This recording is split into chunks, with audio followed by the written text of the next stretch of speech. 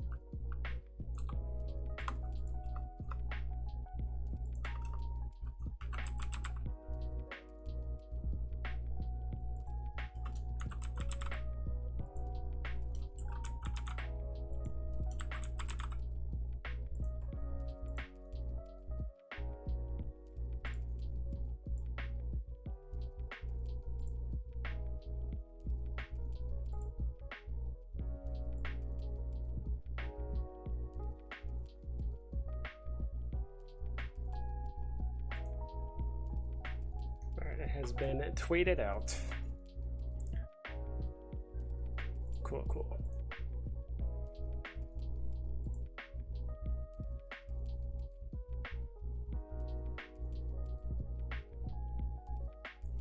%. What is?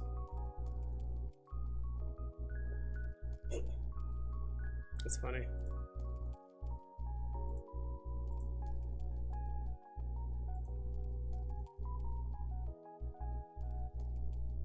Alright, cool. I'm liking what I'm saying. What's up, guys and gals? Slava, what's up?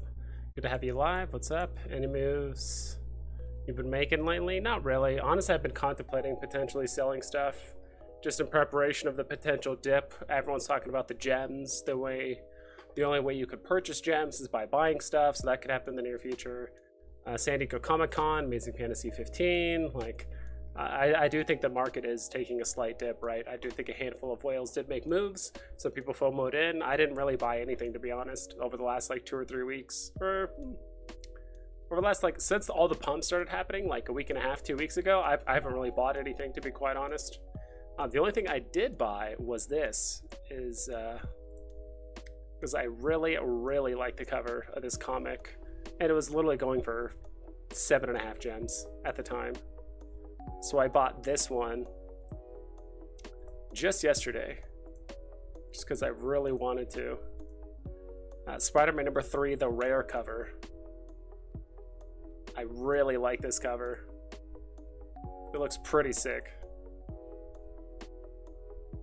I don't know what it is. I think it's the fact that just like, dude, first off, Kraven looks just crazy AF in this picture. And not only that, I just like the way he's holding the blade. Also, the blade is reflecting Peter Parker's face on it. I kind of don't like the ultra rare version, like with the rest of it colored. I just like the black and white. It just contrasts everything so well. It's just like, holy moly, dude. This is up there with Ultimate Fallout number 4, the rare. Like, I like this almost as much as that, but I still like the Ultimate Fallout number 4 rare a lot. Slava says, Walt's at 8K. That is crazy. I wonder if I could type in Walt and it'll find it. I'm not sure if it will. No. I think you gotta type in partners, unfortunately. I do like that artwork a lot. I don't know what it is, and that's the thing. That's the one thing I'm starting to like. I put partners. Gotta spell partners, right? Am I like missing something?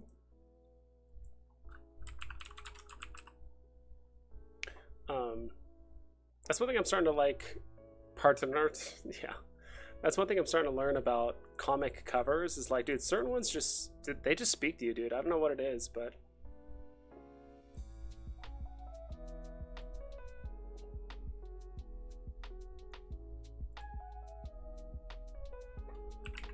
partners. Why is it not showing up on here? So it's not under partner, not under Walt. Dude, how the hell do you find the partner statue? Like,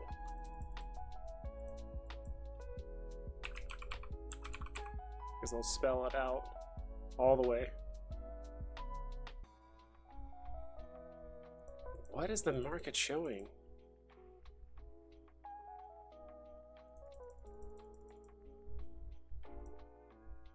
Invite Cavell? What do you mean? To what? Maybe you need help with the search functions? I agree, it is. I type in partners, I type in Walt, type in golden moments, like I literally cannot find partners right now. Guess we'll do it the old-fashioned way. By brands, then golden moments, then look it up that way. What's up, Justin?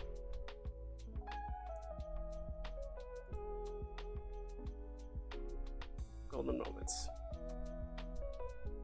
The partners to scroll to collectibles? Are you kidding me? It says partners right here.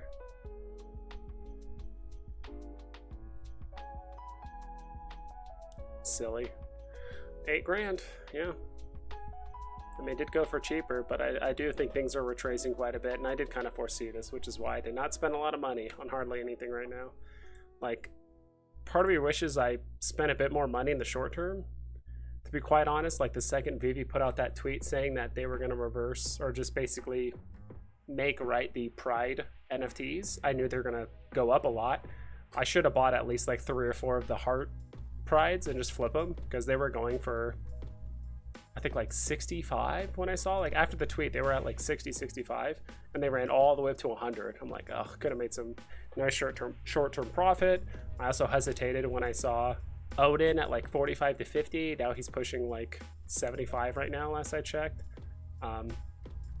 So just a lot of hesitation. I think it's just because I don't have a ton of gems. Like, I have 300 gems in my account, maybe a little over 300, and I used to have thousands, so I was a bit more I was kind of just slinging stuff, to be honest, and like I was doing well. Like, I was doing a lot of flipping back in like October, November, December, but the market's changed so much. It's become a little bit less predictable. But I think I just need to be confident of like, all right, if this tweet or this announcement happened, or if I feel like something is underpriced for what it's at and I want to flip it, like I should make the move and do it, buy it, flip it, and be confident in it. Because, you know, like they say, scared money don't make money. So thoughts on SR Thor and Thunder poster? Wait, he's East Coast? Yeah. I saw him, he uploaded a video. I mean, you can schedule videos out, but he uploaded a video like 30 minutes ago or so. SR Thor and Thunder poster. Not a huge fan of, honestly, the movie posters in general, which is kind of funny of me to say, because I do have some Star Wars posters. I do have the Jurassic Park set, but I got this from actually going to the theaters. Like, I redeemed 3 codes on my main phone, and they just happened to be the 3 posters that I needed, which is kind of cool, for the most part. And then yeah, but the Love and Thunder poster, I don't know how I really feel about that. I feel like it's just honestly just getting dumped by a lot of people. I mean, there's going to be people out there that are going to want all the promo drops. Like, there's going to be people out there, not too many, but I think there's going to be people out there that want every promo drop that Veve has, right? All the way from the Amazing Spider-Man 130 to the Jurassic Park posters to the Love and Thunder poster to the Buzz Lightyear like, it's not a poster, but it's like a movie stand or whatever you want to call it. So I mean, there will be people that are into that, but because these are at what now? 77. Yeah, these have gone down a bit. I do think a lot of stuff is kind of trending on the way down a little bit.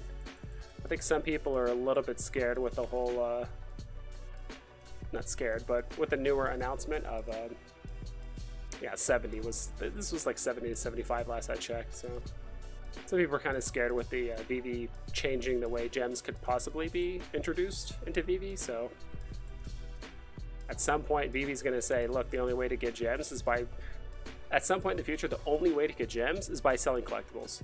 That's the only way, because when you want gems, you'll have to buy a collectible and then sell it, right? Or sell a currently existing collectible and that's it. Thankfully, we didn't lose him. What do you mean? Oh, yeah, his story about I'm not going to explain it, just watch his most recent video, so I did hear about that. Morning vibes, how the devil are we? Morning, it's almost 11 p.m. here. Also, David, you saying gems won't be purchased whenever you... Yeah, that was what I was just talking about, Notorious God. Me and a few other content creators talked about it. Like, I think some of us are kind of split 50-50 on it. I'm even kind of split on it. If I like it or don't like it, it seems not very beneficial to like whales that like want to just, hey, I just want to put 100 grand into the app and then just kind of use that for a while. And if I like Veve more, I'll put more in, but not buy. And then, you know, especially if they're trying to buy certain things, like that many transactions of like, I mean, who knows, because of that, maybe they'll only put in 40 grand instead of 100 grand. Like if you're a whale, you know, it's like, all right, I'm tired of just, you know, buy, go to gems, purchase, confirm purchase, go back, buy the gems, reserve it. Like that's just so many steps for honestly someone, like they're making it harder for honestly people to put money into the app in a way, compared to what it used to be, right? And yeah, so gems are going to be scarce. It's going to be very hard to quick gate stuff, you know, the Veve Vault way where you buy, close out, buy, close out. If you don't have excess gems on your account, you won't be able to do that. So you have to go buy, go to the gem page. How many gems do you want? Confirm purchase, payment processed, go back, click buy, and then you buy it, right? By then, someone could quick gate literally 5 comics by the time you can confirm 1 comic purchase because of that. So, yeah, I mean, we'll see how that plays out. I think it mostly has something to do with fraud protection and probably insurance and all that other stuff, because they got hit really hard with basically someone fraudulently putting in millions of gems worth of you know, millions of gems that's not backed by the dollar. So I think this is kind of an extra layer to possibly combat that, but the only way to put in gems is by buying something, right? You have to basically put in money first. You have to actually acquire an NFT first and then sell it, and then maybe they can track the person down at that point. I'm not entirely sure how that would work. Maybe to mitigate damage, because I think they'd rather, if someone's going to commit fraud, they'd rather have them buy, you know, a dozen NFTs rather than injecting millions of gems into the economy that's not backed by anything, and that causes more damage. So not entirely sure. Like, I get why they do it. If it's a necessary evil, then so be it. But if they actually have a choice, I really hope they don't go through with it. Not a huge fan of it personally, but if that's the way they're going to do it, and if that's the way they have to do it, then they got to do it that way. I don't know.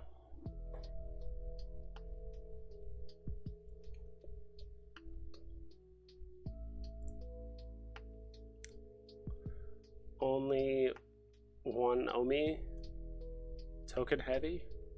I only like it if they are pushing the OMI token heavy. Yeah, possibly. I mean, at some point they're gonna have OMI, or I should say crypto to NFT at some point. Do you think people will rush to add gems before that is implemented? I'm sure people are gonna do it. You know, might not be whales. I mean, it's, if anything, the whales themselves should do it. If they're like on the fence about, you know, doing it, it's, might as well add it in.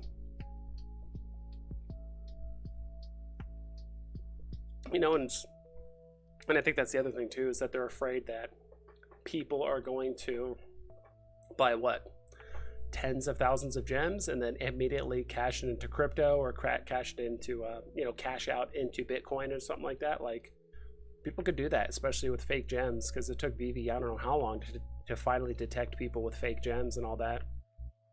And then now with MTL, people could just basically put in fake gems, which is not real money, and then cash out the crypto, you know, USD it, you know, USDT, Bitcoin, Ethereum, and then all of a sudden now they have purchased something that's not backed by anything, and now Veve's eating the cost. So I think that's another reason why, because of MTL, they don't want people putting it, like, they would rather have that money, I think, be self-contained, ideally in the Veve economy, and have people actually buy NFTs rather than just take out and then pay tens of thousands. You know, it's also money laundering, all that kind of stuff. So I understand why they're doing it. It just sucks. So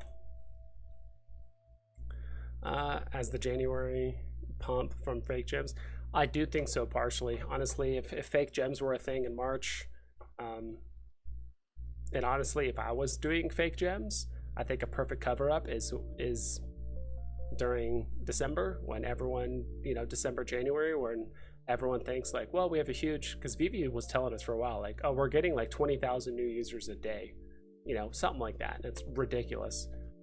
And obviously that was not the case, because I would bet you 95% of those users were probably bots that are just being auto-generated. And some of that, I do think a good portion of those gems that were just pumped into the economy at that kind of levels, people buying stuff, is probably fake gems. I'm not saying 100% of the pump was fake gems, but it's like, yeah, maybe fake gems was initially what kicked it off. Everyone started FOMOing in. The fake gems, or people that had them, kept on buying, probably get up higher. Because there was a certain point I kind of asked myself, I'm like, people are really going to jump into the app and just immediately pay 10 grand for Steamboat Willie? And I remember it went through my head at least 10 or 15 times. I'm like, should I sell Steamboat Willie? Should I, like, when it was that high, it was just kind of there for like 3 weeks. I'm like, I don't know. And that's everyone was moonboying during that month.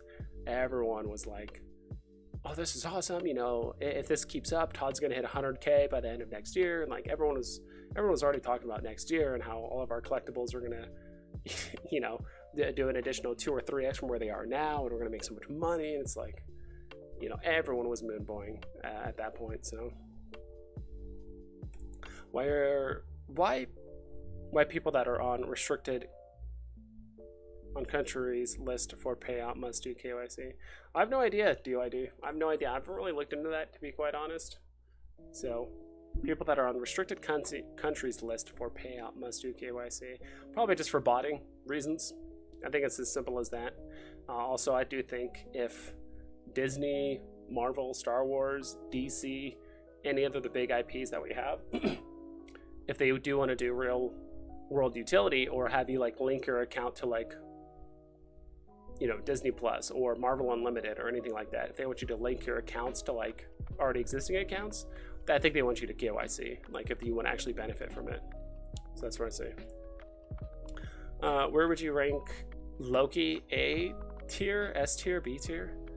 Like FA Loki, this guy? It sucks that he's a mighty, to be quite honest. I'd probably put him in like high B tier. High B tier. Maybe low A tier, but I think he's better in a high B tier. I mean, it's not something you want to like hard stack, in my opinion, because he's already run up a bit. But I think it's a good collectible. Hey Vibes, what do you do as a job while you're not creating videos? Right now, I just work for myself, and that's something I even talked to my roommate about recently. Is to be quite honest, like, I've been making money just off doing crypto, and mostly not crypto, but like NFTs and other projects, as well as just doing you know, kind of like ride sharing, that kind of stuff. Basically, not really Uber, but DoorDash and a few other things. I haven't had like an actual formal job in like a little over a year now, but I do want to get back into it because it is obviously more stable. And you know, like the first month of YouTube, not the first month of YouTube, but the first month I was actually like monetized. I was actually making decent money, and I'm like, holy shit, like, if I keep doing this is great. But that was at the peak of Veve hype. Everyone's online, everyone's happy, everyone's donating and subbing and all that stuff. Like that's, you know, everyone's just in a good mood when that happens, right? And then market starts crashing, and there's less viewers, there's less everything. And so plus it's like I do want to have the consistency of like a normal job, so because I do want to start accumulating stuff, right? I do want to start actually start buying things, which is why I haven't been buying stuff, to be quite honest. I did sales for like 5-6 years. I was always pretty good at most of the jobs. I eventually just started hating it, like resenting it, because all those jobs were cold calling jobs, like literally either going door to door or calling businesses on the daily, calling business owners incessantly and trying to sell them stuff that they either didn't know or care about or whatever. It's like, so I kind of want to get something more along the lines of oh my gosh, consulting potentially.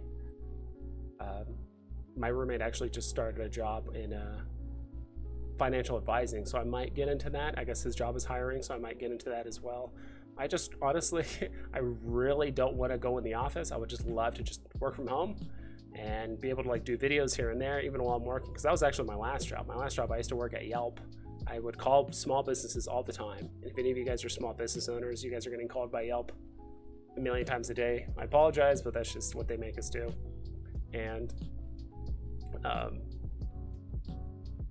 I would work from home, but I would still like, I think at the time, I wasn't on Veve or anything like that at the time, obviously, but I was making videos for my other channel, which is a gaming channel that I have.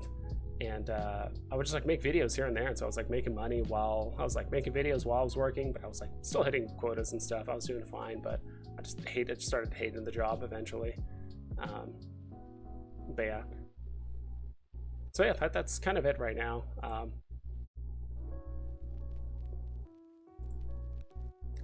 I don't know. It's kind of a weird thing where it's like, I guess for such a long time, I guess I felt like I could kind of make it, because one of my brothers does have a YouTube channel, and he did that full time, like for I think like 5 or 6 years, and now more recently he's kind of changed things up. And so I don't know. I guess I was really just against the idea of like bringing on a full-time job. Like, just really tired of all the like the corporate BS and only the people that, you know, those rules, unless you sell a lot or unless you're making the company money, then you can kind of just do whatever the hell you want. And I don't know, I guess it was kind of like me getting a job and like kind of putting streaming and YouTube videos and like all that stuff on like the kind of the back burner would be kind of like an admission of failure in some weird way in my mind. I don't know. And it's like, oh, I couldn't do it full time, so now I got to go back to be like, you know, I don't know. It's just weird. So lucky to get Steamboat Willie on drop. Didn't have to buy it, and didn't have to buy it at the top. Yeah, I helped Veve announce tier A comics during Comic-Con. I'm sure they will. Far read. If we honestly don't get the first appearance of Thor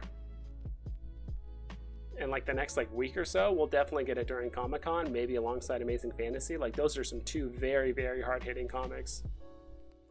Do you think Mindies shoot up if they are used for some sort of game? They will absolutely skyrocket if there's gamification of any kind. If Veve even mentions the idea of gamification, I think all the Marvel Mighties will do a 3x minimum. If they're like, yeah, by the way, we've teamed up with Marvel and like a game is coming. If they say a game is coming, or like we have game, like even if they don't even give us a date, if they just say a game is coming for Marvel Mighties, all the Marvel Mighties will 3x.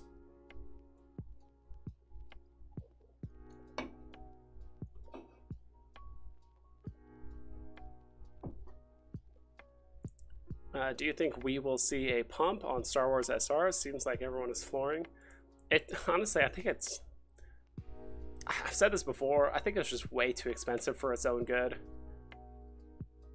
Kind of want to check it out. Actually, better yet, I think it's better to go to store, then comics, then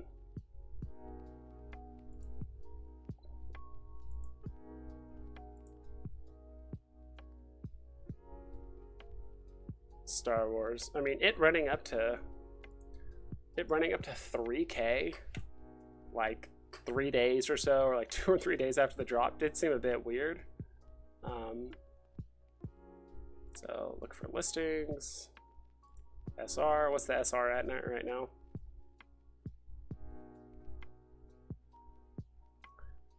Oof, yeah, 770. I knew 3K was just way too high. I'm like, I understand this is like the first Marvel comic and all that stuff, but having this go for 3 times higher than like the physical counterpart and all that stuff is kind of crazy. And I'm not, you know, you can't really compare these things to the physical. It's so different. Like everything about it is different, but I think it running up to 3K was just way too high, which is why, honestly, if I had the SR, I would have floored it at 3K without hesitation. But I didn't win it on drop, so to be honest, if I won it on the drop, I probably would have floored it well before 3K, because never in my mind I would have been like, yeah, this is gonna go up to 3K, no issue. But if I did like just happen to still have it and it runs up to 3K, I'm like, all right, this is it. So that's just my opinion, which is why I didn't chase this comic, but I like it. I think it's awesome. It's going to be worth a shit ton in the future, don't get me wrong, but I think right now there's 10 or 15 factors playing into why people are flooring stuff right now, right? Like someone said earlier, because eventually gems are going to be very, very scarce. MTL's around the corner. Some people might be trying to hit their 1 gem minimum to cash out or to test it out. Some people might be preparing for Amazing Fantasy 15 potentially, or like the San Diego Comic-Con, which there's going to be some big ass comics coming out. And I noticed too, like Veve tends to do like a bit of a break right before they release something big. I think they did that with Star Wars too, didn't they? I think like right before Star Wars, they kind of did like a bit of a break before they got out. Like I think there was just like a short, like there was kind of like no drops for like 3 or 4 days, I think, before Star Wars, and then it just like everything came out. So the fact that they kind of formally announced like, oh yeah, we're taking a bit of a break, they're on Twitter, and they deserve a break, don't get me wrong. They deserve a 6-month break, to be honest, but you know, they got to keep up with all this. So I'm kind of like preparing for San Diego Comic-Con, to be honest. Like I'm selling a few things off here and there, but not too much. Can't wait for the gamification of Mighties. Bruin, what's up? Gotta bounce, but thanks for always being a vibe, dude. You're one of my favorite content creators. Keep it up, bro. Thanks. What are you selling? I haven't sold much recently. I think it's mostly stuff on my other phones, and honestly, I'm nothing against Veve, but I'm heavily debating, honestly, just completely liquidating everything on my other phones. So I have a ton of gems, and then, you know, listing a Toby or whatever, then having my other phones buy it from me and just putting it all in one phone. Am I going to take a hit and multiple fee hits? Yes, but I know Veve said they're going to find a way to consolidate stuff. But if they come out with something, if my main account gets KYC'd, or if like all of my accounts get KYC'd and like I can only do it on one phone and like my other 2 phones are locked and I can't do anything with it, I think that would feel kind of bad. Maybe I'll leave some gems on there just in case for comic drops and stuff here and there, but that's something I've also been entertaining too. It's just like, because that could be something that's just like out of Veve's hands for like quite some time, right? Like, look, we're gonna have a way for you to consolidate all of your NFTs, don't worry, but if something happens, or if something happens with legal or insurance or whatever it is, they're like, look, like, because you know, they have to maintain all these licenses and all this stuff, and so they might be telling people like, look, if you have extra phones, like right now you can't do anything with them. You still own it, you have it, you own it, all that stuff, that's great, but for now you can't do anything on them. So it's just something in the back of my mind. I'm not saying it's going to happen, but it's like it could. So part of me kind of wants to play it safe potentially and just eat that like 10% fee on both phones, because I'm flooring all the stuff, hope it gets sold, and then buying a Toby from myself and then all that. So I mean, just something to keep in mind. Hopefully Comic-Con brings some people, because them bots created a fake old market back in January. Yeah, it's part of it. FA Mighties will soar. Yeah, dude, all the Mighties will soar. Well, yeah, definitely the FA Mighties. If there's any kind of gamification announced, the floors of the Mighties will increase 3x minimum if they announce any kind of gamification. Hey Tony, how are you guys doing? Superstar Money in the house? Rob stuff, what's up? It's so late here, I just woke up dreaming of Rob stuff. Uh-oh, that's the opposite of Superstar Juju. Be careful, Superstar Money. Let me just stay in bed. Yeah. Zeki Speak, what's up, dude? I mean, what are you selling when you were in sale? Oh, okay. I was selling. Sorry, I'm like, oh, look, what am I selling? I sold. The first time I was in sales, I was selling transportation. So I would. My company I was working for, they were partnered with UPS. So we weren't UPS direct, but we were like an authorized reseller of them. So I shit you not, I would walk around like the San Francisco Bay Area, going door to door, just knocking on businesses' doors and finding out if they shipped with FedEx, try and switch them over to UPS, you know, give them better rates, all that stuff. And I would get a cut of it, obviously. I would get residuals based on what they shipped and all that. And so I did that for like 2 years.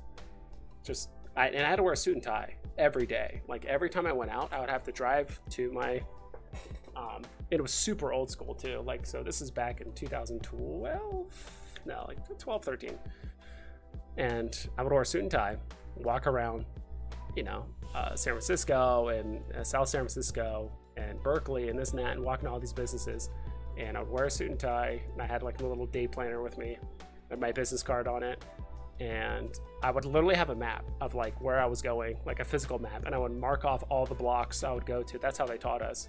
I'd mark off, and you would hit every building, every floor, even if it looked like a rundown business park or whatever it was. You go to every door, you knock on it, and if the front door won't let you in, or if like the front desk lady was being like mean and just like really standoffish, you're like, all right, that's fine. You'd go around the building, find a way into like the shipping.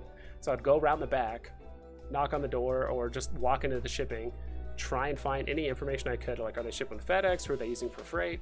And I would sometimes run into the shipping manager and be like, hey, what are you know, who are you? Like, what are you doing here? And I'm like, oh yeah, I am, you know, James, I'm working with UPS, you know, I was just checking up on you, seeing everything's okay. You know, if there's anything we can do to kind of help get more volume, or if there's any concern. I pretend to be UPS when I was not UPS. Like, that's kind of how they trained us, which is, I was just shady. And I've had security called on me a few times, and like business parks or like business buildings where it said like no soliciting, and I'm knocking on doors and trying to like extract information. And I would ask them all kinds of questions like, oh, who do you guys ship with? Is it FedEx, UPS, and like how many packages a day? And we would basically qualify them, like how many packages a day, what kind of shipment, you know, what kind of packages, and this and that. And I don't, like, even if I did everything right, like, you know, of course you have to get with the decision maker, right? You're trying to book a meeting with the owner or the CFO or whoever it was, and I most often did. There's been quite a few times where I'd like walk into a building, act like I'm supposed to be in a meeting. I would walk by the front desk and be like, hi, who are you? I'm like, yeah, I'm here with a meeting. And I knew the owner's name. I was like, I'm here with a meeting with John Smith. Be like, okay, he's over there. I just walk by, walk straight into the office. Like, people are like looking at me. I just like walk in the office, knock on the door, and like, he's like, who the hell are you? I'm like, yeah, hey, I just wanted to walk in, actually work with your neighbors. That was always a thing that we did as a disarming technique, was like, yeah, we work with your neighbors, you know, biotech company, whatever. And you know, they said that you guys ship quite a bit too. Just wanted to stop by and say hi, like all that shit. And so it just felt like I was just, you know, I definitely hustled, but it just felt like so disingenuous. And even if we did get the meeting, a lot of the time it was like, all we wanted was their invoices. So we'd like get their invoices, look at their discounts, and we're like, oh, can't beat these rates, whatever. All right, see ya, bye. It's like, you know, there wasn't a lot of like negotiating. There wasn't a lot of like sales stuff. It was basically just like barge into businesses, see if we can beat their rates, you know, get a hold of the decision maker, see if we can beat their rates. If we can't, great. If not, then just leave. And so it was just like, it was tough. It was not easy. So I did that for like 2 years, and then the last, then for like 2 years after that. So I took a break for like a year, started streaming Hearthstone, doing a bunch of other stuff, and then I got a job here in Arizona at Yelp. Did that for a little over 2 years as well, and just called business owners over the phone incessantly. I would call people out in like Spokane, Washington. I called in like LA. I called into so many different places. I can't even like remember them off the top of my head. It was just, I called into parts of Arizona too as well, but I would call into so many different places and just, you know, basically just twist their arm as much as I could to get them to sign up for Yelp ads. And any kind of complaints about, you know, reviews or this or that, just brush it to the side. Just go, get the sale, close the deal within like 20 minutes. And I shit you not, probably most of the top reps just light their ass off on the phone, just incessantly. And it sucked because, like, if you were struggling at the job, they'd force you to be on script, which was a terrible script. But if you were doing well and you kind of went off script, if you went off script and you were selling, then they would be okay with it. But the only way to sell was to go off script. But if you went too off script and you didn't do well, then they would force you on script, and it was just like, I don't know. But I did really well at the job, I think, initially, then eventually started fading off, and I just hated it. I mean, some of the parties were fun. A lot of the free food was awesome, don't get me wrong. You know, and also just looking at all, like, there was a lot of college hire, like people that came out of college hire, so that was always kind of fun. You know, meeting like new and interesting people like every 6 months or something like that was kind of cool. But then eventually COVID happened, so everyone worked from home, and that's basically like, it was like Yelp without the makeup. Like all the fun, like Friday night, like out meetings, because we would like hang out. We all had teams of like 12 people. We would all call, and we had like a team leader, and you know, then sometimes we would have offsite events we'd go to as a team, when we'd go drink at this place or go have happy hour here and there. And like all that went away. So like hang out with your friends, go doing the offsites, the free food, like everything was just gone. And I think Yelp, like I think a lot of people started realizing like, wow, that was the best part of Yelp. It wasn't like, the pay was only good if you were like crushing it. If you weren't crushing it, you just weren't getting paid a whole lot. But like definitely the free food and all that stuff definitely offset it. But yeah, sorry, I'm just ranting now. So I left that job quite probably about a year ago at this point, maybe a little over a year at this point. So yeah, lots of sales experience. There's parts of me that enjoy it. I think it's just kind of a bitter experience, because both the jobs I had were just cold call sales, twist people's arms, just go. Not a lot of finesse or nuance to it. One thing I always had, which was really, really good, was product knowledge. Like, you can put a product in front of me, I would just understand everything about it. So like I knew more about, it was surprised me how many like people that knew a lot about Yelp, or like a lot of the top reps at Yelp, didn't know anything about like Google ads, Facebook ads, like literally nothing else. And like anytime someone would bring that up on a call, they didn't know what to say, like at all. And I'm like, I always took it upon myself to like understand the stuff I was selling and what the competitors were selling and what made us stand apart and what things we could help them out with and this and that. I don't know, but that was apparently too slow, where it's like, basically, if you just don't make empty promises or just basically lie your ass off, it's very hard to get the sale. So what's up, Vibes? Well, what do you recommend for storing crypto or NFTs, a ledger or trust wallet? I don't do either. I don't know about NFTs. Literally, I made a OpenSea account like 3 weeks ago because of my collectibles, and he gave me a drop head, so I have very little to no experience with NFTs. Crypto I used to do, but not so much anymore, to be quite honest. But it sounds like a lot of people are mostly doing a trust wallet right now because of all the stuff that happened recently with like Celsius and all that, so not entirely sure. Stan Lee's Genesis is a collection of 10,000 NFTs minted on the Solana blockchain. The Genesis NFT launch kicks off an exciting roadmap leading up to the release of Stan Lee's Genesis physical tabletop board game in summer of 2023. Not too sure what all that is, but it sounds interesting. I've been consolidating as well, have most of my gems on one account and have a few on the other just for comic drops. That's a good call. Tony, were you a top salesman out of those? Were you?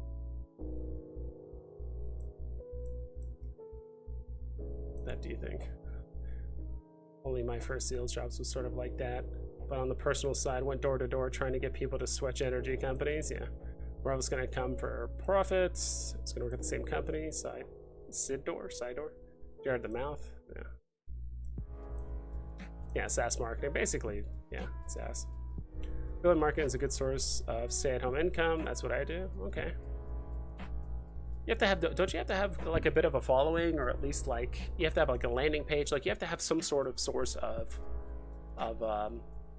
eyeballs, right? People coming to your page for a certain reason. I know affiliate marketing is it's a nice thing. I mean, I've watched shit you not dozens of videos on it and still haven't really completely wrapped my head around it. But the main thing that I've kind of learned from affiliate marketing is like, you have to have some sort of source of like getting a lot of people to one area. You need to have a lot of people find what the hell you're trying to sell. Also, trade stocks and crypto. What comics are you stacking? Right now, none. I personally think the market could go down a bit more. And I think especially if we get any kind of major announcements for San Diego Comic-Con, I do think if we get anything relating to Amazing Fantasy 15, or I keep forgetting the first appearance of Thor comic. Journey to Mystery 83. So Jim 83.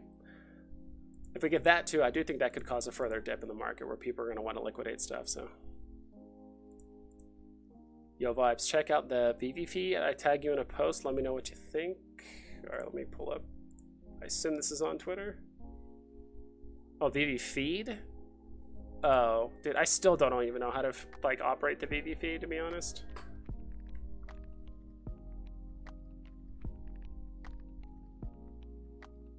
Okay, I guess that doesn't work, but let's see. I guess I have to do it on my phone. I guess the feed doesn't work on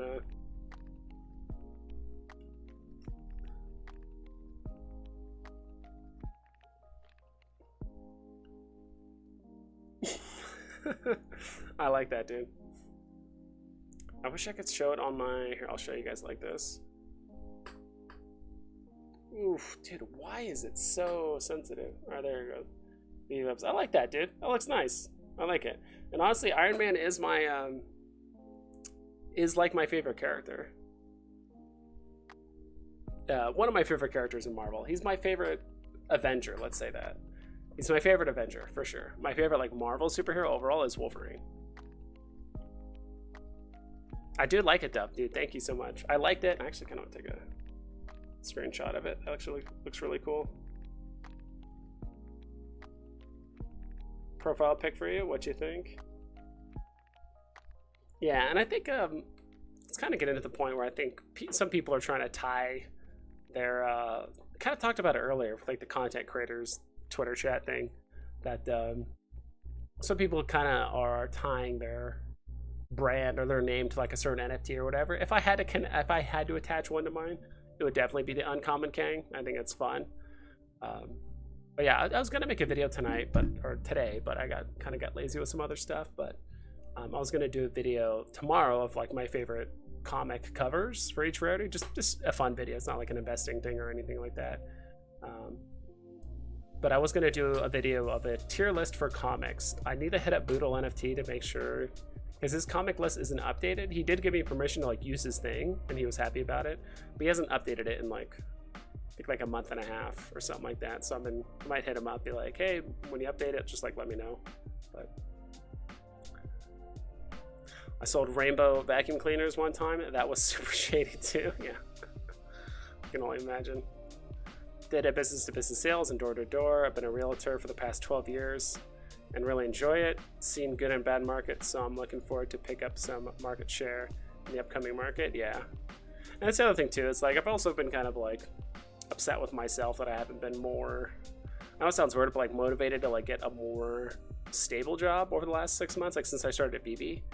And it's like, God, if I just had like more money, I could just like accumulate more stuff. But it's like, you know, and part of it is just, to be quite honest, combination of laziness, and then it's like, God, do I really want to get back into like the formal ass like workforce and all that stuff? But it's like, I think it's okay to work a shitty job and then jump to the next shitty job or whatever it is until you find what you want, right? And I think most people, yeah, I guess the issue I've always had for a while was like I always treated my job as like a big part of me, right? Because I mean, what's one of the first questions people ask? What do you do, right? Like, what do you do? And I think some people inadvertently, and I've done this too, where it's like they attach it to who they are. Like, I'm a realtor, I'm a doctor, I'm a business-to-business salesperson, right? Or I'm a entry-level sales position. And that's the other thing I'm just fucking tired of. It's just jumping from entry-level sales to entry-level sales and entry-level sales, and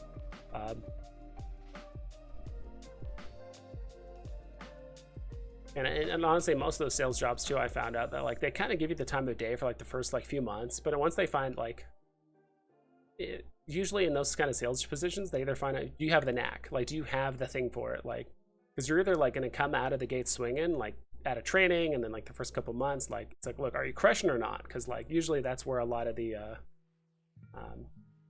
you know, those like anomalous sales reps do.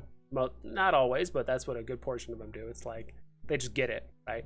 There's one guy at Yelp who he's a bit older. Gosh, he was probably in his late 40s, maybe early 50s at Yelp. Started like 2 or 3 years ago. Actually, he started like a month after I did. So this is 3 years ago, whatever. And he used to do, God, what did he used to do? It's like debt collecting or something like that. He used to work in something involving debt collecting. So like he was very good at being very like pushy and like somewhat threatening, but his tone was like insanely good and like really apply pressure without like obviously trying to like threaten the person. But he was like very good at just being like very factual and just like I don't know, he made a lot of money at Yelp just because his transferable skills that he learned from one job just worked very well into like that job. And so he just absolutely just crushed it. He's easily making north of 3 figures, like very easily, very comfortably at Yelp right now. Get a Ledger Nano S, bro. It's the best option. Nice. Vibes, can I call you by your real name instead of just saying Vibe? You can, yeah, you can call me James if you want. I think some people are just going to be confused by like, you know, who's James? I'm like, that's me. And you know, it's interesting, right? Because like some people, I mean, we all know Rob stuff, so we all call him Rob. But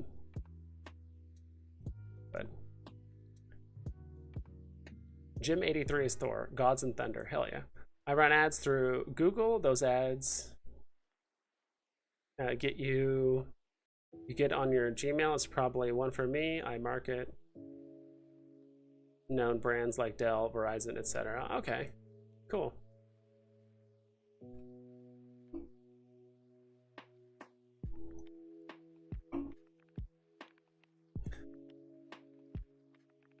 Dig that logo and keeps with the Kang theme. Very true. I do like that a lot though. And I've thought about kind of like not rebranding, but definitely changing up the logo. Like I like the Veve Vibes like theme, but I might change it up a bit. Make it more kind of like almost like this in a way. I don't know if I'm trying to find like a hybrid of something like this, you know, kind of like the emote that the subs have, or like Veve Vibes where it kind of looks like neon lights in a way. So maybe something like that. But I made other colorways with the green background and yellow letters as well, if you'd like them. Try to keep your blue color scheme going. Board late night designs. I dig it, Dub. Dude, you got some good designs. I like it. People ask you what you do to gauge the level of respect to give you. It's an ugly way to judge people. It's true, but it's innate, right? You can't help it. I do it. Everyone does it. Right, which is why in a weird way it's been kind of ashamed to say like, oh yeah, like I work myself, like yeah, I made money on NFTs. And some people kind of get intrigued by that, and some people are like, oh okay, like whatever, like, but you know, it's like you can do that for a while, but in a down market like this, it's not going to last forever, right? Like there's a certain point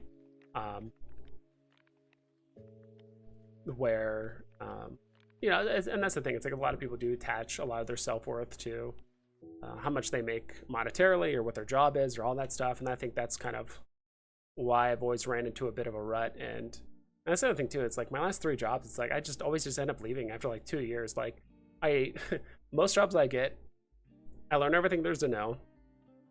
I legitimately get bored and or start seeing like really behind the curtain after about 6 months. And then from 6 months to a year, I'm like, okay, now what I know now, like, all right, it's not something perfect, but you know, I'm gonna stick through it. I'm gonna bust my ass and go through it. Then about a year mark, I'm like, all right, not much has changed. I'm actually more miserable than I was before, and I'm just gonna, you know, it's like, you know, but then I start. Usually, it's the people at the work that kind of keep me around, or like that helps me like actually stick around the job, because I'm very good at just connecting with people, shooting the shit, having fun, and I've always gotten along with honestly 99% of people I've talked to, like physically. For the most part. And like there's have to try pretty hard to like not get along with me, or for us to like not connect on some level and just like have fun and enjoy each other's company. But yeah, so that's been kind of my thing. I hate those "what do you do" MFers. Yeah, I mean it's I'm not like pissed off but with people that ask that question. Mario, but at the end of the day, it's up to you, right? It's like, if you care about being respected by strangers, or at least people you just meet, or by your friends and family, or whatever it is, it's like, yeah, you do want to get, you know, I guess a more respectable or whatever job, right? It's like, it's at the end of the day, in most aspects, it's really up to you at the end of the day. Of course, there's other things that could prevent you from getting those types of jobs, but AK Walt sold, really interesting. Or it could have been delisted, but yeah, it could have sold. My nephew just got 2 secret rare Doctor Strange 10s. Awesome buy. Hell yeah, dude. Poetry delivery, that's awesome. I think secret rares Doctor Strange 110 is good. I think that's a comic that Rob Stuff said that he thinks is still extremely undervalued, and I would have to agree. Could do a cool like 2 to 3 second graphic where the neon lights turn on or something. I dig the neon lights. Yeah, same here. I do like that. I also need to come up with a fucking intro for my do need to come up with like an intro with my for my YouTube videos. I just hate editing, and that's mostly because my computer's slow. Like I do all my video editing. I haven't actually edited a video of mine in months, which is why like the quality's kind of shit or whatever. I have to do everything in one take, because legitimately when I try to edit a video and like render it, it takes forever, and my computer's kind of old, and it takes probably for every 10 minutes of a video, it's about a little over an hour of rendering. So like if I make a 10-minute video, it takes a little over an hour, which doesn't sound that long, but my computer's like completely inoperable. Like it's just way too slow to do anything. Maybe browsing, but like I just can't do anything.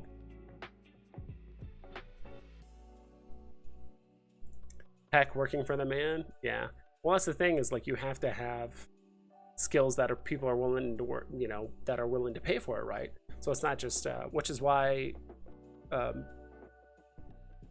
I mean, when it really comes down to like YouTube and that kind of stuff, it's like you either have to be what, entertaining, educational, or something along those lines for the most part when it comes to YouTube to like be successful.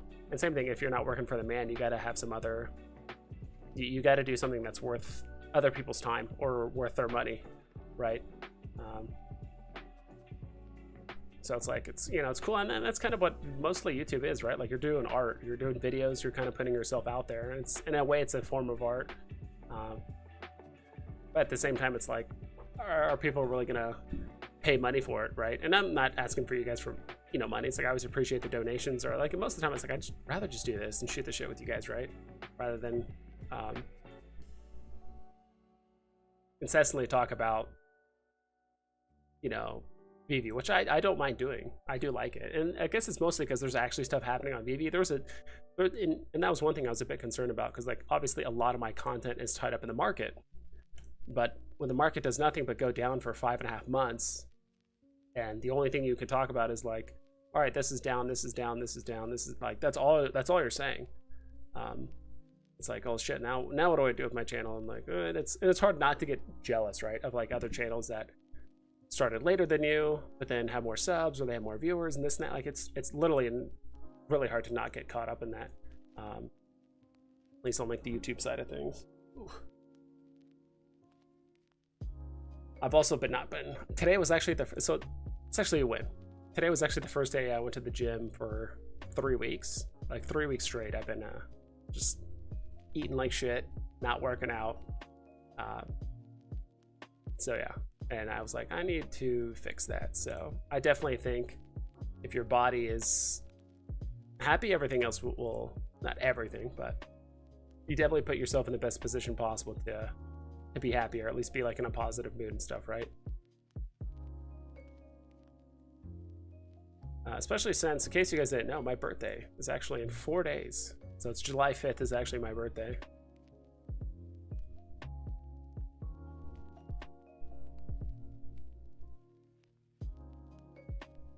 So fun times.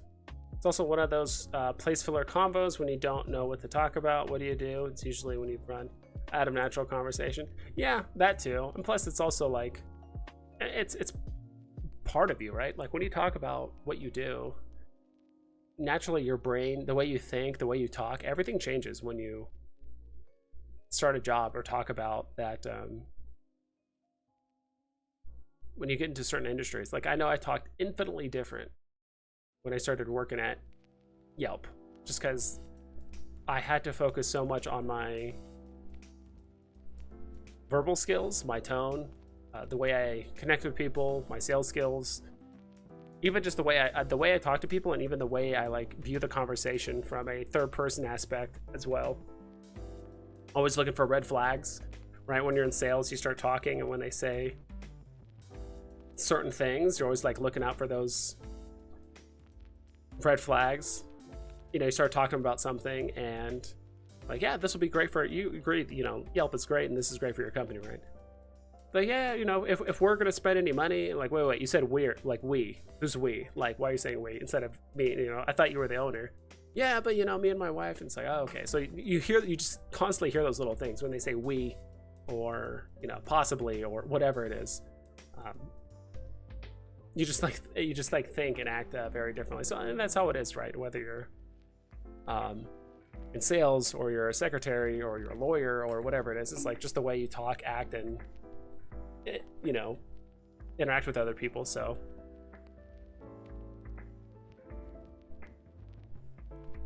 I love what I do. I've been running a branding / website business for a few years, then an eBay store for 5 years now, all in on NFTs. Been considering learning some blockchain skills to maybe get a job. Hell yeah. Jerry Clo, I hate people. I think I could have put that together, Jerry.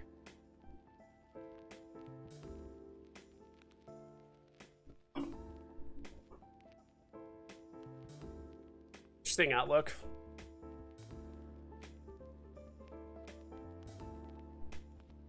Yes, people are the worst. Yeah. Well, there's a certain point, right, where, and this is something that I've kind of noticed with some of my friends, or at least certain family members, that always feel like they're the victim, right? And I'm not saying this is Jerry or Jeff or whatever. Like, I'm not saying this is happening to you guys, but I did have people that would constantly be the victim. It was always someone else's fault. It was always something happening, or it's always a matter of circumstance where they get screwed over. You know, or they get bullied or whatever it is. But there's a certain point you have to ask where it's like, why is it always you though? Like, why are you always the one getting screwed over, right? Like, there has to be some sort of circumstance or something is happening that you are doing that is causing you to other people to approach you in a certain way or treat you a certain way, right?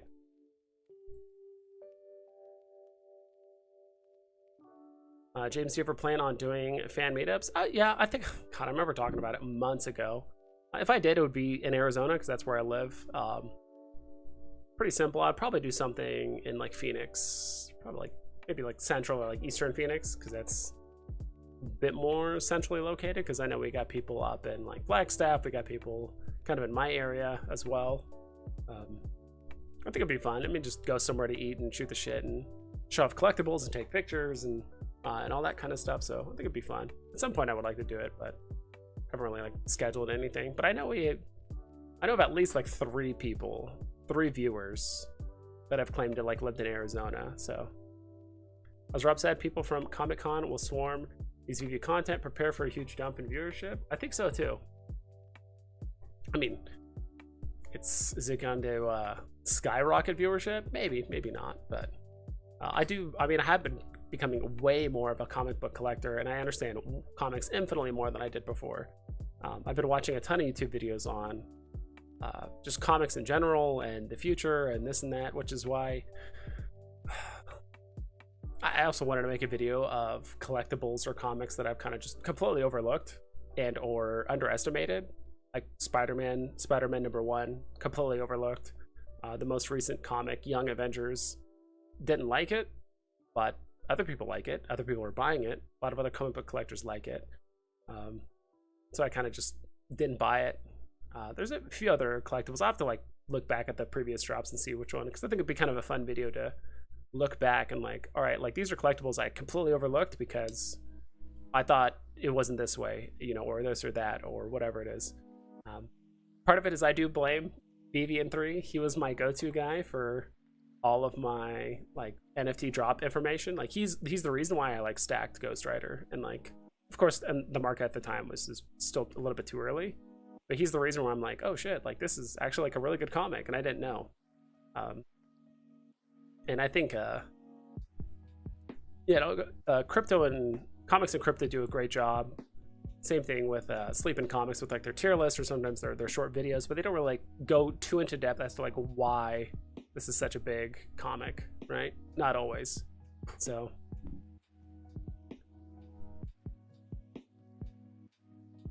Veve3 did a really good job with that kind of stuff. Happy early birthday. Yeah, happy early B-Day. Yeah. I'm just going to be chilling out, to be honest. Actually, a good portion of my friends are going to be gone this weekend. I'm already used to like, anytime it's my birthday, I don't even celebrate it the day of or even the weekend before, because most people are gone for 4th of July weekend. You know, 90% of the time. So I'm used to like just doing it the week after or some point later in the month. Like, plus I'm like old enough where I don't really give a shit about like the birthday itself. Like, as long as I celebrate at some point during the month, like I'm happy. But birthday, thank you guys. I was gonna go for a 5-kilometer run today, but we have a crazy raining spread, so I ate a bunch of ice cream instead. Nice. I'm holding my Darth Vader ultra rare till the end of time. Same, dude.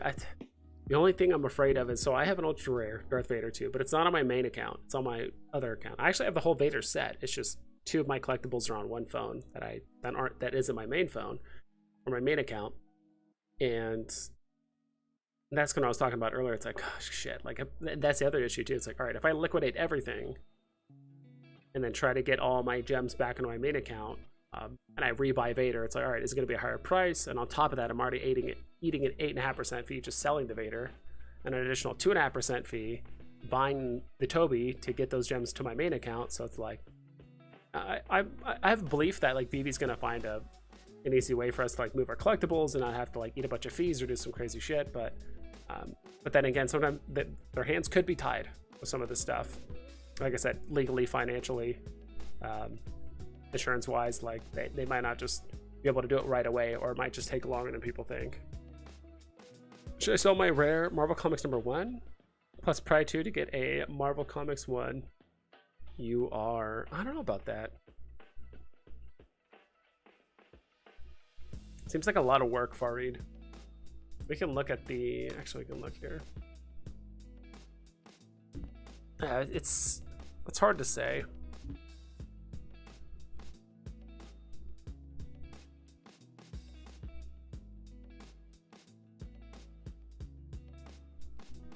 Marvel Comics. And you would basically sell a rare as well as a Pride 2, which is what, like 400 gems last I checked, a little shy of that. This is going for 360, and this is going for 800. How many minutes does this have again? I go, damn it. Could have sworn, why is it taking me back to the market? I'm trying to remember how many mints the ultra rare has, because I know a lot of the newer editions have 1050, but I know that's not always the case with the comics here.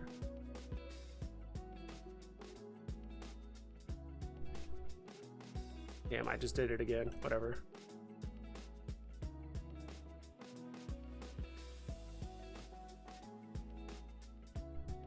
Comic details, that's where it's at. Forgot about that. 2,400 editions. Okay. A bit more than double than what we usually have, but this is also double the editions of a typical comic. I'm not against it, but I think kind of like the look of the rare, to be honest, as well. It's up to you. I don't think it's a bad play either. It's just you got to work in the math for selling those at, like, I mean, both of them have an 8.5% fee, I believe, so just work that in. Let's see. Born in the sun. Hey, vibes. I'm the perp. What do you mean I'm the perp? When people ask what I do to tell them. When people ask what I do, I tell them I'm the project coordinator of every day of my life. I like that, Subby Zero. It's pretty cool. Accountability is rare these days. Yeah. Currently in Maricopa for business. Oh, that's awesome. Yeah, I'm in Mesa. That's where I live, at least for now. Will you do a stream on your birthday, B-Day? Thanks, Lava. Probably. Actually, I haven't even thought that far ahead, to be quite honest. If my friends want to do something that day, maybe I'll do like a very short stream, but I find it too risky to put everything on potential clout from the MCU when buying comics. Yeah, I'm just... You guys have heard me. I feel like I'm just complaining at this point if I talk about it. Did I have like the wrong screen? Was I like not showing any of the shit I was showing earlier? Whatever. I don't know. I'm not... I really do not like a lot of the writers as well as directors that are in Hollywood and Marvel and Disney and all that stuff, to be quite honest. So I'm not a huge fan of like all the new stuff. Like I understand, like I don't know. I'm not trying to fight anything, and I don't want to be that content creator that's like, oh, trying to fight other people's investments or whatever it is. But it's like, honestly, I just don't think like Miss Marvel's going to be a good show. I think already there's been relatively bad reviews. Same thing with like America Chavez. I think the MCU, the writers and directors are going to find a way just to make her a plot device and not even an interesting character. I just don't know. I think the writing in Hollywood has been so bad and so terrible that it's really hard to connect with any new characters, which is why 90% of the time, all they do is typically attach them to a pre-existing character that's already beloved. You know, Iron Man, Superman, Batman, Hulk. Like, no, when I saw the Young Avengers, which I didn't realize it was kind of old. It's not old, but 2005. It's like writers can't come up with anything new or interesting anymore. Like everything has got to be the son of this person or a multiverse version of this hero or whatever. It's like, can't anyone come up with like new superheroes or like new and interesting stuff? Like everything's got to be tied like currently existing superheroes, which is just kind of annoying. It's like, do we really need like the 4th version of Hulk or the multiverse version of like the 11th Tony Stark or something like that? It's like, I don't know. It's eventually kind of gets old. I don't know, at least in my opinion, especially when certain agendas are getting pushed and not everyone agrees. And so, I mean, just that alone, that you're trying to push certain societal things, that just divides the people in half already, immediately. So when initially they weren't about anything. That's actually why I like stuff like X-Men. I think I've read an article or something like that that said like X-Men wasn't diverse enough or something weird like that. I'm like, what the hell are you talking about? I'm like Colossus is Russian, Nightcrawler is French, Wolverine is Canadian. You know, there's quite a few. Jubilee is Chinese American, I believe. Storm is from Wakanda, which is obviously in basically Africa in a way. It's like there's literally people from like all over. like I just don't get it. Gambit's from the Bayou. I could have sworn there's like an Australian like mutant or something like that. And I'm just like, what are you talking about? Like I just don't get it. Like, not even to make this political or anything like that, but just like I just don't get it. But I just don't believe in... I'd rather just stick to the old tried and true stuff. Like, buy the Spider-Man, buy Thor, buy Hulk, buy the stuff that's the classic that everyone loves and recognize. Not kind of the weird bootleg versions of like the new stuff. And like some of the new stuff can do fine. Like the only one I do like is honestly Miles Morales, because I do think the writers have actually done a pretty good job with him and it like makes sense. But like a lot of the other stuff is just like, Nightcrawler's German. I thought he was French. You know what? I think you might be right.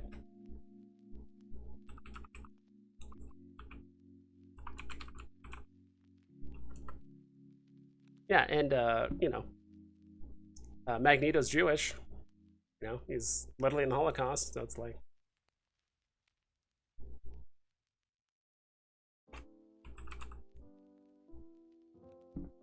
This Marvel series is pretty good. I have to watch it. I've heard mixed reviews. I've heard reviews that it's good, then I've heard reviews that it's like, it's a little bit too kiddie. and the powers are just kind of like not interesting. I could be wrong, but Kurt Wagner. Okay, now that when I hear a name like that, now I'm starting to think German. Yeah, Bavaria, Germany. So he's German, yeah. Got two phones also coming KYC, or do we combine the accounts? Not sure how it's going to work, Alex Winners. They did say at some point you'll be able to consolidate it, but you'll only be able to KYC one character. Have 3 UR Vaders and sold 2 for the mid to high 2000s. Been putting them in a cheap liquidity stacks and keeping some on the side for like Naya 15, Jim 83, or even a Detective Comics or something. Yeah, dude, if we get DC Comics, dude, Action Comics and Detective Comics. Yeah, Action Comics #1, and then I'm trying to remember the Detective Comics first appearance of Batman. I think those are going to trump Marvel Comics. In this current market, maybe not.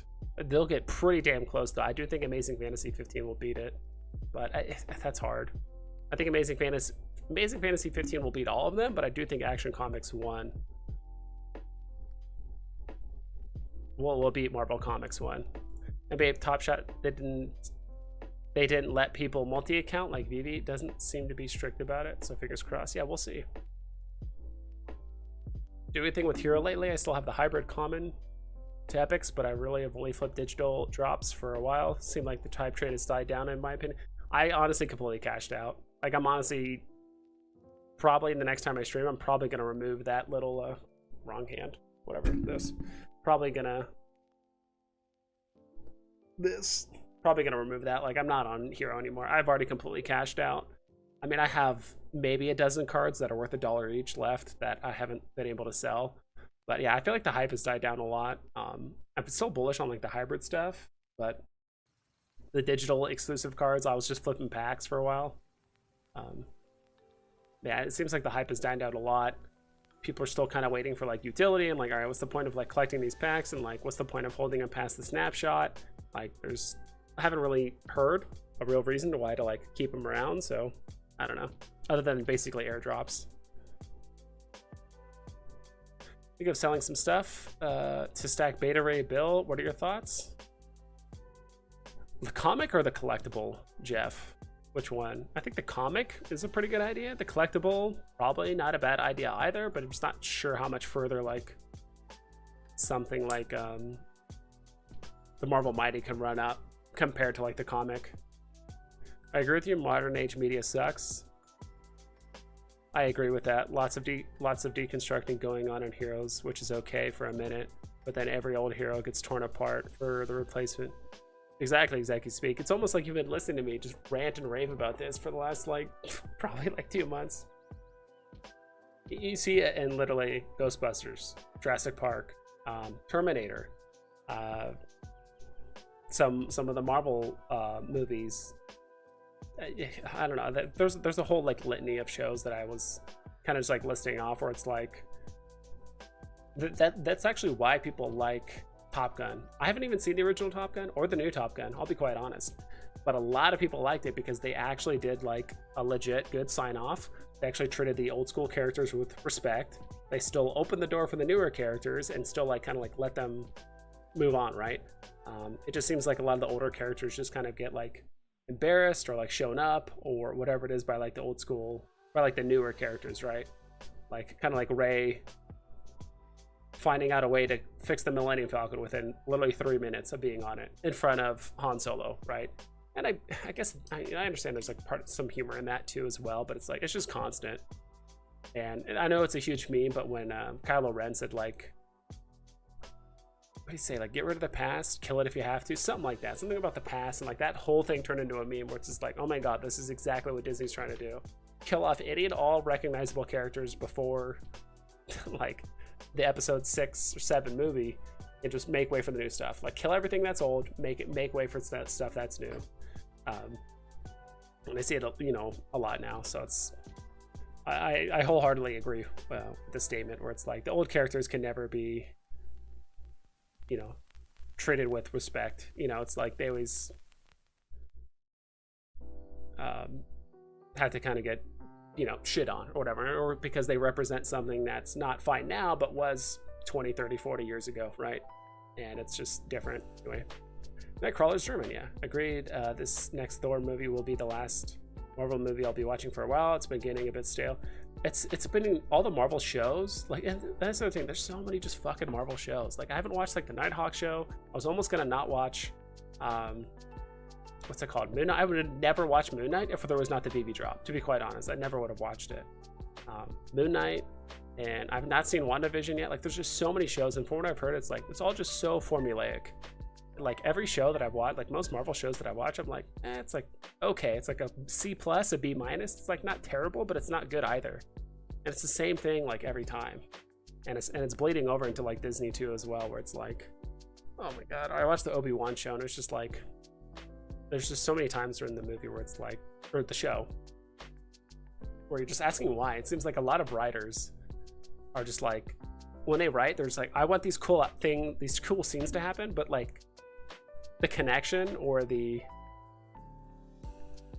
like the way those scenes like connect just don't make any sense. Like there's always a why. You're like, why did this happen? Like, how did Reva, you know, somewhat spoilers, but it's like towards the end, it's like, how did Reva get on Tatooine after what happened in like the second to last episode?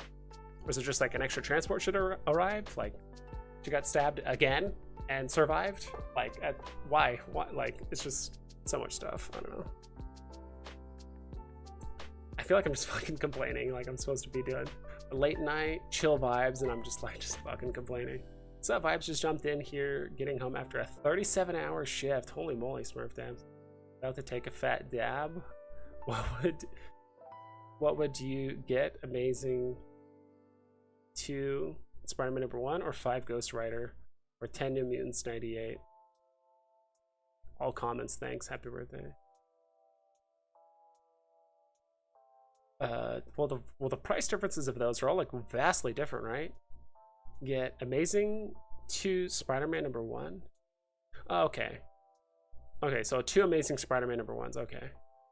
I thought you meant like the new Spider-Man. I'm like, those are like 10 gems a comment. 5 Ghost Riders or 10 New Mutants #98. I don't know. I mean, we can look at those really quick. I kind of know the pricing of each of those. Or we could actually just pull up Ecomi Wiki. Hopefully I don't have to log in again. Let's see. Yeah, I have to log in. No big deal. Wait. Oh, I'm still logged in. Nice. Still logged in. The only issue is I think it's...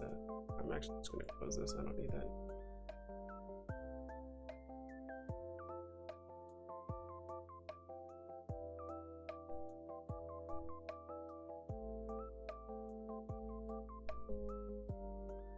Let's go here.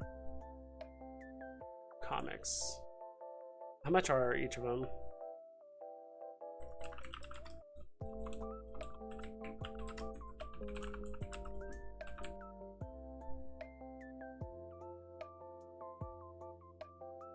That's not right. Like, that's no way in hell. It's 4.88 gems. It's just because there's a million Spider-Man comics now. It's actually kind of hard to find it on Ecomi Wiki. Like just finding Amazing Spider-Man #1 credits. There's the rare, that's the uncommon, that's the secret rare. Give me the common credits. It's 52 bucks.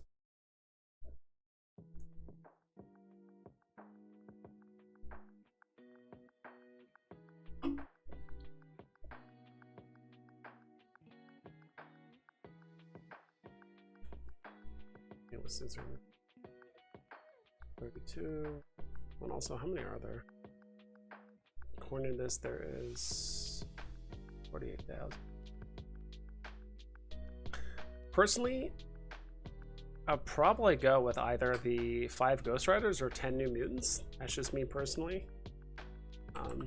It's Ghost Rider. It's not called Ghost Rider. It's called Marvel Spotlight.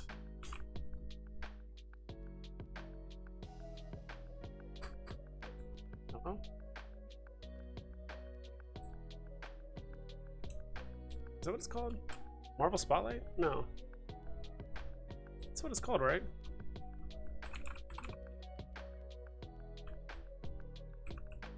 What is up with Ecomi Wiki? Let's just go for a refresh. But that's what I would say. I think At this point in the market, with everything being low, I would say buy all three. Maybe buy one Spider-Man #1, Amazing Spider-Man #1. If you don't own one, I feel like you should own one. Then buy a Ghost Rider, then like, I don't know. It's hard to say between the two. Like, those are all like really good comics. But I do like the idea of stacking now while we're like in accumulation phase, and like you can just wait. Oh wait, hold on. Is it still like not responding? Even if I refreshed it? All right, let's go back.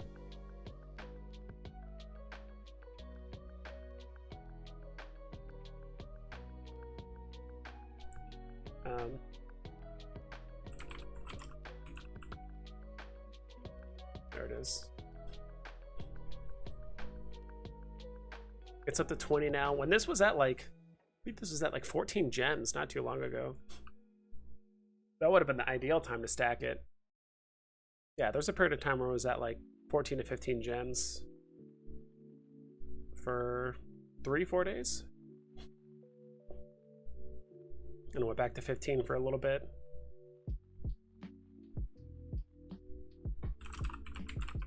New Mutants, 98, not $.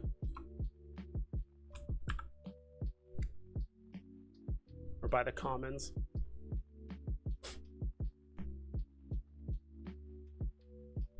The only thing I'm like, not even hesitant about, but the only thing I'm like a little hesitant about is that there is a shit ton of men, 7 New Mutants as well as Amazing Spider-Man. But they're all going to do fantastic. Like, they're all going to do great. I just kind of like the idea of Marvel Spotlight slightly more, to be honest.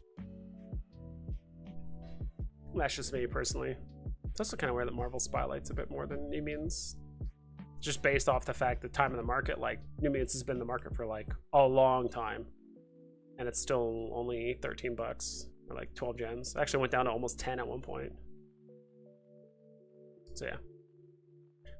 Don't mind bi or gay characters, but I feel like they make an established character like Tim Drake Robin bisexual. Yeah, I think I don't mind it either. Again, not to make it as political. I don't mind it either. But if that's the only thing that makes them different, or if that is literally the only focus of the character, like, I think everyone can kind of agree. Like, there's more to people that just obviously their sexuality, right? So it's like, you know, I get we want more representation, and we probably should, but at the same time, it's like that shouldn't just be. I feel like some writers kind of like lean too heavily on it, and like that's it. That's the only thing that makes them different and interesting. It's like.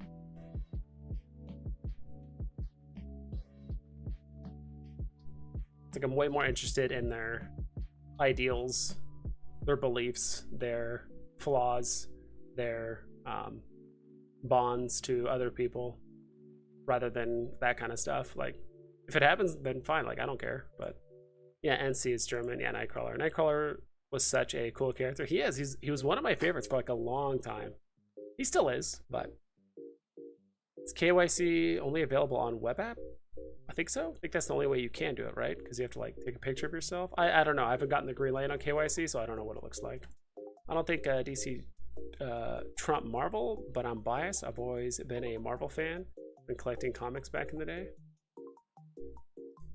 Yeah, well, that's, I mean, first appearance Batman and Superman, or like Action Comics 1. That's, I mean, those predate Marvel comics, and those are huge in real life. Those are huge comics. So both the new Top Gun were both awesome. I highly recommend. With the current track record of films right now, was blown away by the new one. Yeah, destroy old product, prepare to. And no, it's not. Destroy old product, prepare to consume new product. Basically, Disney, Star Wars. Yeah, exactly. Game plan. I'm trying to remember. There's a meme video. There's like a 3-second clip of a guy on YouTube talking about it. He's like, don't ask questions, consume product and get excited for a new product.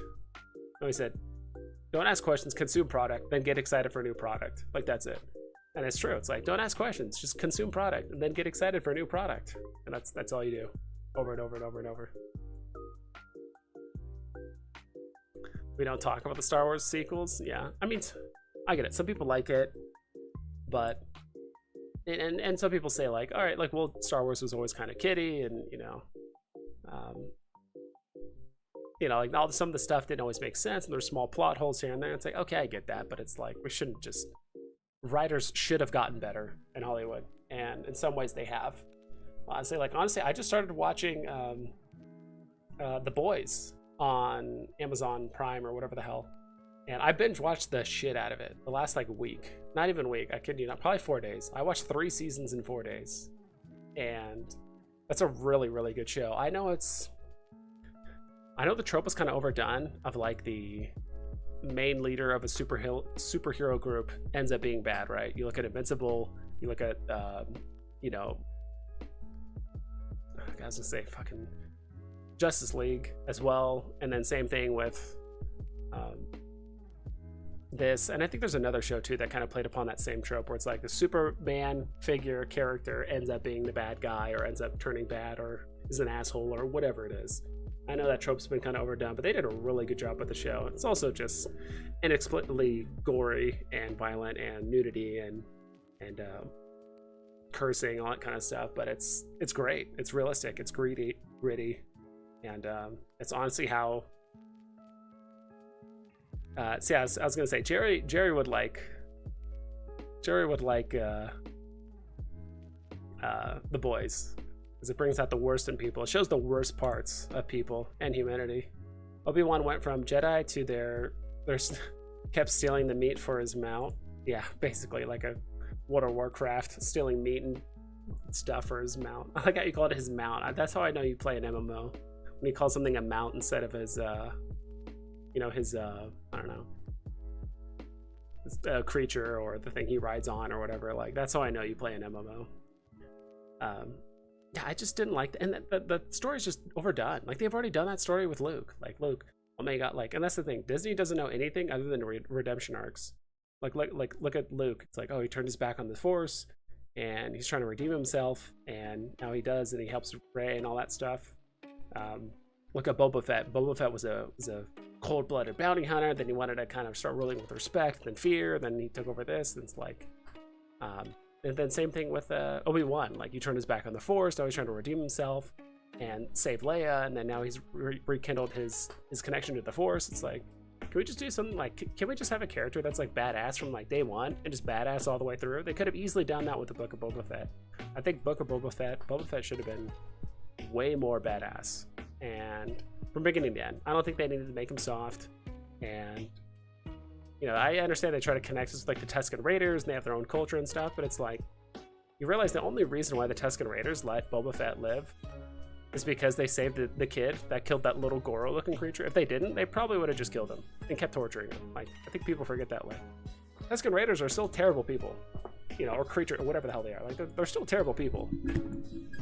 I understand they try to like humanize them and stuff, but like they still kidnap and torture people and kill them and stuff. Like, that's just, you know, they also killed Anakin's mom and all that stuff. Like, they're, it's like the only reason why they let him live is because they saved the kid, for the most part. So I don't think that's like a super redeeming quality from them. And like Boba Fett could just could have been so much more badass. I think he still could have ruled with fear.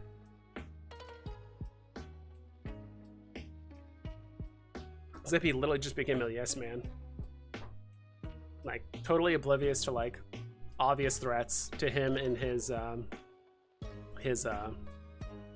position as being is it daimyo? I think that's the phrase that he said, and just said yes to everyone. People are like, he's like, no, we need to leave. Like, no, I want to defend here. He's like, okay, you know, it's like, oh, I want to go do this. And he's like, okay, like just never fought back, never did anything. He just said yes to everyone. And I think it's funny too in the show where he says, I don't know if you guys remember in the show, but he says, I'm tired of people putting us bounty hunters, like people like putting us in harm's way, or just something silly like that. Like first off, like that's the job of bounty hunters. Like you're being paid to be put in harm's way so you can like get a job done. I think it's funny how he says that, and then like literally I think the next episode he hires those kids and like immediately puts them in harm's way to like potentially die, you know. And that's the other thing too, it's like these kids are poor. The kids that were riding those little Vespas, like those super blinged out Vespas, these kids are so poor they can't afford water, but they can probably afford these 100,000 million credit implants and these scooters and all this stuff. It's like, how do you afford this? like you can't afford water, but you can afford all this gear. It's, I don't know, it just doesn't make sense. I'm having a hard time choosing between Eeyore Mickey and Superman. Which one would you go for long term? Both are really good. Mickey does have the benefit of being less mince, animated, as well as, I mean, I realize Partners is the FA Mickey, but like, look, most people can't afford Partners. So the next best bet for people that do like Mickey a lot is going to be Steamboat Willie. Like, that's the next best thing in my opinion. It is the best non-tagged NFT on the app, in my opinion, is Steamboat Willie, collectible wise. It's the best non-tagged NFT on the app. Superman's really, really good, and there's already groups and stuff for him and stuff, so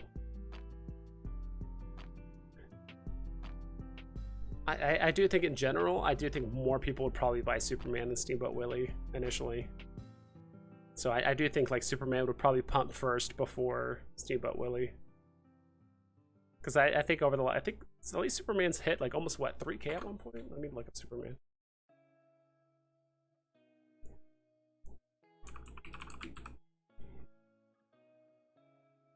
Could have sworn like Superman hit, didn't he, like during the pump? Yeah, like Superman went up to 2.3K. I don't think Steamboat Willie, and I understand this is during that pump, but I'm trying to draw a comparison here. So the ultra rare, I don't think the ultra rare got anywhere even near that. Yeah, 1.6. Like, I think this just kind of goes to show that I do think people are going to buy Superman first. I don't think you can go wrong with either. But then again, I mean, Steamboat Willie's 800, while Superman was what?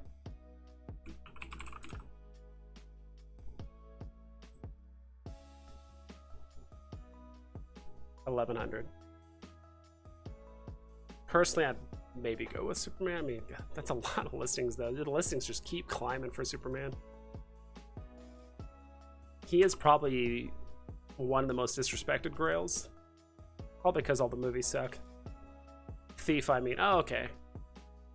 Yeah, he's a thief. 2A there. I'm like, 2A there? I'm like, what? Yeah, without spoiling too much about Obi-Wan for anyone who hasn't watched it, the real character arc happened to someone else in the show. Well, like, Trojan horse into Obi-Wan? Yeah, very meh. Yeah, I mean, we learned about, she's in the trailer stuff. We learned about Reva. It really felt like that should have been a completely different show. Like, honestly, Reva should have had her own show. I think they try to squish too much. There's a YouTube channel I watch, or a couple of them, that kind of talk about different rumors or actual like factual interviews, as well as things that like previous actors have said. Like, I think Hayden Christensen, obviously the guy who played Vader before,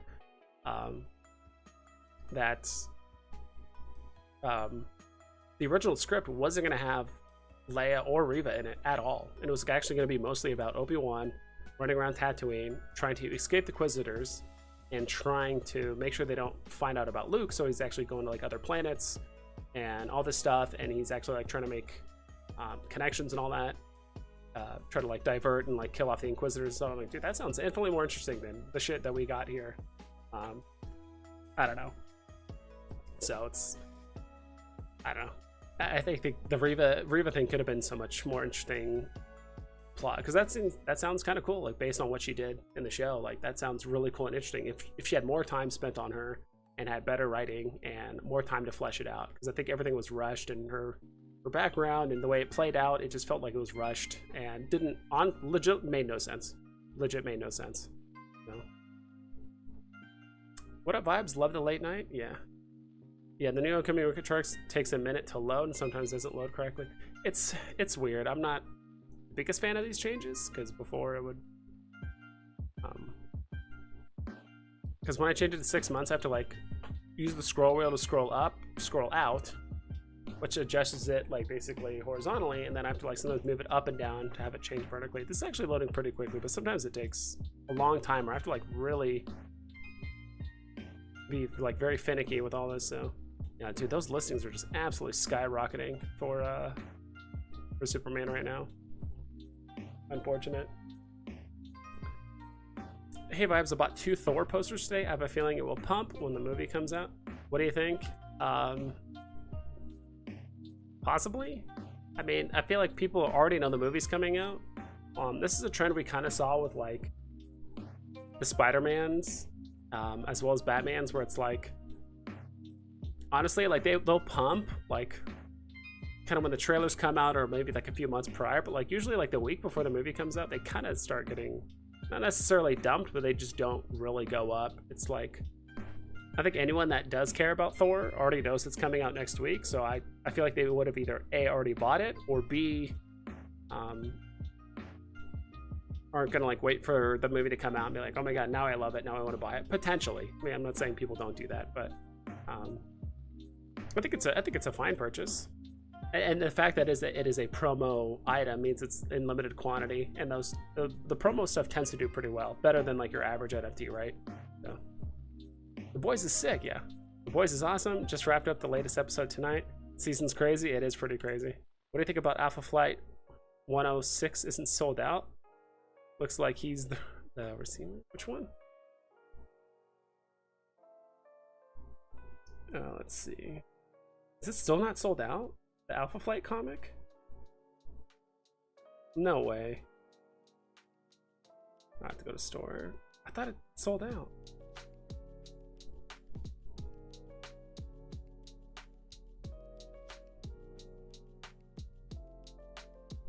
It's still in the store.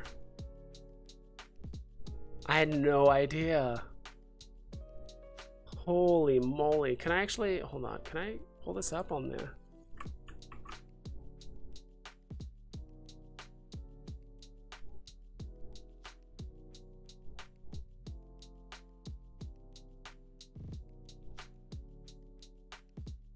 It's the market. Let's go to store. I think what you said, Dominique. I'm just not going to address it. Go see all.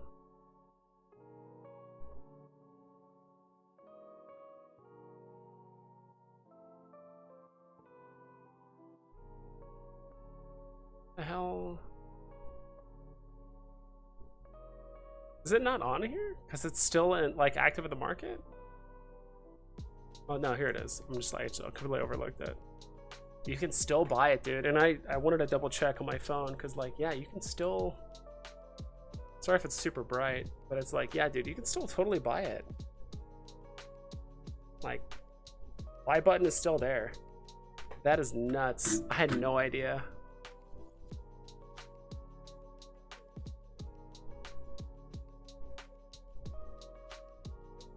I mean, the Secret Rare is going, there's a listing for the Secret Rare for 60 gems right now. Common is going for less than 2 gems.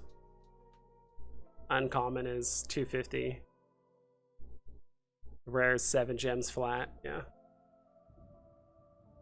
But I had no idea about that. That's crazy.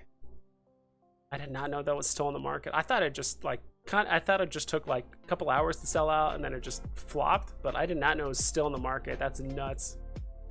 Any thoughts on the new Eve changes? Better graphics now? I think it's more expensive now. New Eve changes? Oh, like Eve Online. Oh, God. Because sometimes, like, because like literally all it's one letter difference. Veve and Eve is kind of like the same thing. So sometimes I've had people sometimes in the comments accidentally say Eve or Veve or whatever instead. Yeah, they just update. They're still testing some like new UI stuff. They've been updating the graphics, and yeah, they increased the monthly Omega amounts to like $20. So that's.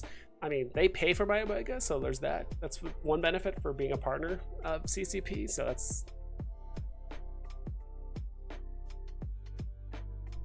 But yeah, it's been more expensive for a little over a month now, like 2 months now. They had to increase the prices, and I think that's like the first MMO to actually like increase prices because like,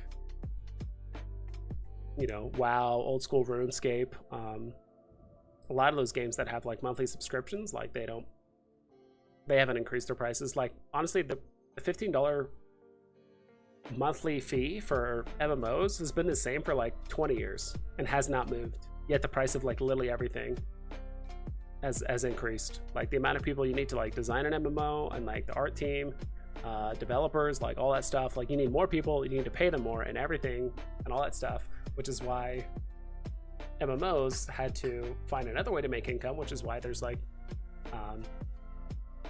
you know, skins and accessories and pets and all that shit. So it's like they had to make up extra income other, you know, in other ways, which is kind of funny because people don't realize, like, how dare you increase it by $5? It's like, okay, whatever, but you also spend $30 a month on skins. It's like, why do you, I don't know, on top of like their monthly fee, right?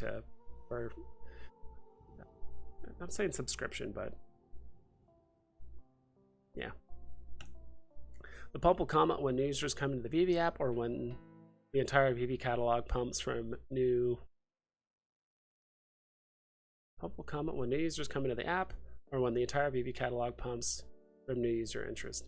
It's gonna, and that's the other thing too. It's like it's gonna take a while for new users to, like, when they get on the app. Like, let's say even if Comic-Con does amazingly well, and we get tens of thousands of new users. Like they still like, probably a lot of those people are still at stage 1. What the hell's an NFT and why am I going to pay money for this? Okay, cool. They have comics. I like this. And then eventually they're going to have to work their way up. Like it could take them weeks, maybe even months to be like, all right, I'm starting to understand this now. This makes sense. All right, now I'm going to put in hundreds of dollars or thousands or whatever. Like it's going to take a while. Like not too many people, unless, like I said, unless you're loaded, where it's like, oh, what's this new thing? It seems interesting. All right, let me just put in $5,000. Like not everyone does that. Like some people, you know, start off small and they're gonna have to work their way up, watch content creators, understand how it works, all the techniques of like, how do I play the drop, and you know, why should I invest in this comic versus this other comic or this collectible? And you know, when they buy something and they don't understand the difference between an FA and an FE, or a no tag or whatever it is, like they just don't understand or know. So it's like it's gonna take them a while to like get caught up to speed. Yeah, Tusken Raiders are terror bad people. Always had to resist wiping out their camp in KOTOR back in the day. I feel you. I hated Boba Fett. He was in his robe and back to take more than anything. Friggin' Hugh Hefner Boba. True. I was not a huge fan of the show. I think it's could have done so much better with him. And it's just like, also it's like, why is everyone's using melee weapons? You guys notice in that show, like literally none of the bad guys use blasters except for certain ones, and it's just silly. Like everyone, like no one. Let's put it this way: if the good guys, if the good guys can only fight with their fists, then the bad guys only have like some sort of stun baton or something that hits them, like nothing sharp, nothing that can actually like draw blood or anything like that, right? But if the good guys have blasters, then the bad guys will have knives. Like, oh, that's threatening. Oh my god, they could get close. And it's like they have like every single time, but they never do. And it's just silly. I don't know. It's just everything is getting Disneyfied, and I don't know. Marvel's one rare, has super low supply and a thin floor. I think maybe it's the artwork pumping it and people stacking. Thoughts? I purchased one a while back because I love the artwork too. Yeah, I didn't really look at, to be honest, I didn't look that closely at the Marvel Comics one.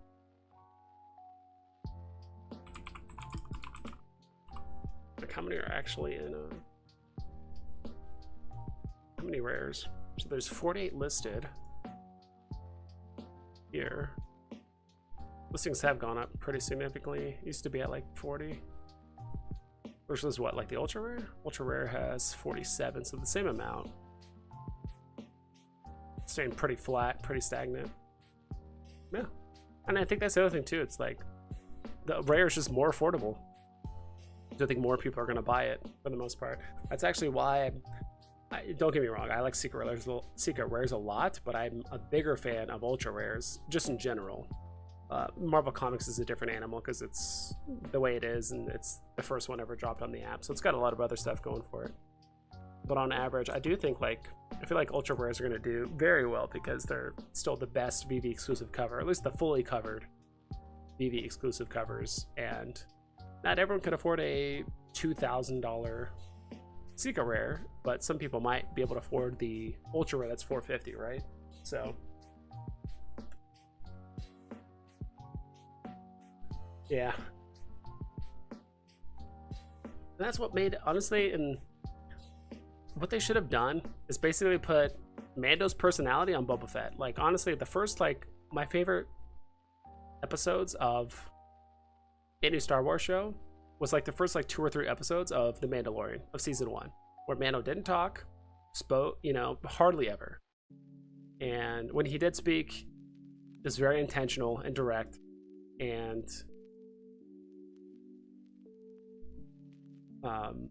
you know, he was just a badass. Like, I honestly don't know how else to explain it. Then he started talking a ton. I mean, like, got to see his face, like, spoilers, but not really. And then Boba Fett, I don't know. Then also, like, Boba Fett apparently also gained like 60 pounds while he was in the Sarlacc pit. You know, he was this kind of skinny guy in the original Star Wars. And then he like just gained 60 pounds. Now he's this like barrel chested dude, like, immediately. I don't know. I just yeah, King and the Shiny Schooner Gang, I didn't like that. They really should have made Boba Fett more badass, to be quite honest. And the reason why Boba Fett was so cool was mostly because of his design. You know, design like that just looks badass. But at the same time, it wasn't, because he only had what, like, I think like 5 or 6 lines in like all of Star Wars. But it was the way that other people talked about Boba Fett too, right? His work, the way that Vader treated him, the way other people spoke about him, like, that's what made him badass. Like, it was his actions and the way other people spoke about him and his reputation. And then all of a sudden, it's just like, kind of learned a little bit too much about Boba Fett, you know, in the show, and like, it just ended up being a pushover. I don't know. Oh my god, those don't even talk about those Power Ranger kids in the Book of Boba. Boba got stuck in the Bantha tank. It became Zordon. Book of Boba Fett was a prequel to Power Rangers. Yeah. Steamboat Willie all-time high was 10k gems. That is true. I mean, that's times were way different back then, to be quite honest. And that was also kind of like the new hotness with Steamboat Willie. Like I said, you can go with either one. I do think in the short term, probably Superman will pump a bit more, but I still think you can't go wrong with either one. I honestly don't really look at all-time highs as much as I used to. If it peaks very briefly, I kind of disregard it, because honestly, it's a combination of hype, fake gems, and a bunch of other stuff in the market. But I do think Steamboat Willie, the fact that he maintained his value for like 3 weeks or something crazy, like, I mean, we can pull it up here really quick. That is something to take into consideration. I mean, that is something to be said, right? Because so many NFTs that had that pump and just immediate dump, like, they literally had their all-time high for a day, if that, and they went immediately down, like, lost like 20-30% of their value. Like, Steamboat Willie, like, actually held his value for the better part of like 3 weeks. Yeah, up here.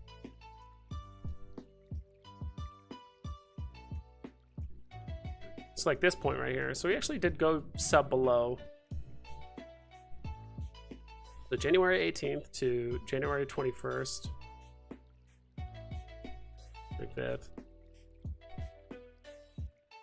So he was hovering around for this big dump right here. Maybe it wasn't 3 weeks, but 10 days, week and a half.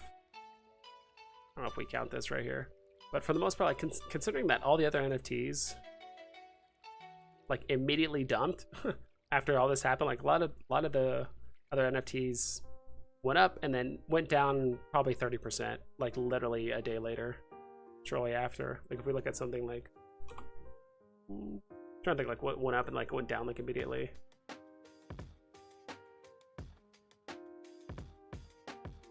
Deadpool? I know that was new. Maybe it might be a bad example. We got that, like, the common.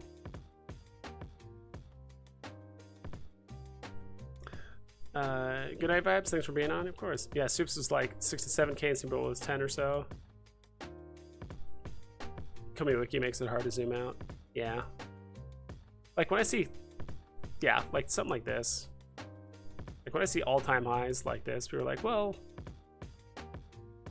common Deadpool was at 300, but it's like, yeah, then it went down to 250 and it like what it held its value. This one's actually not too bad. There's some other stuff that like did really bad. Like, okay, I hate to use this as an example, but because I made a mistake stacking these a while ago. Throg.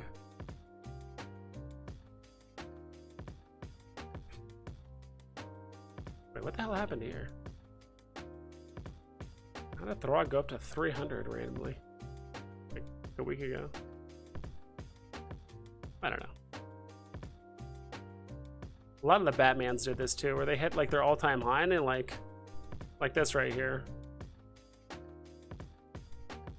All-time high of 613 and then like literally a day later. So January 18th it was at 613. January 19th, literally the next day it goes down to 450. And like people FOMO buy and goes back up, then down, then it's like this is just looking way different than something like Steamboat Willie that actually like was pretty flat and actually held its value for a while. So yeah, there's that. I'm missing a blind drop.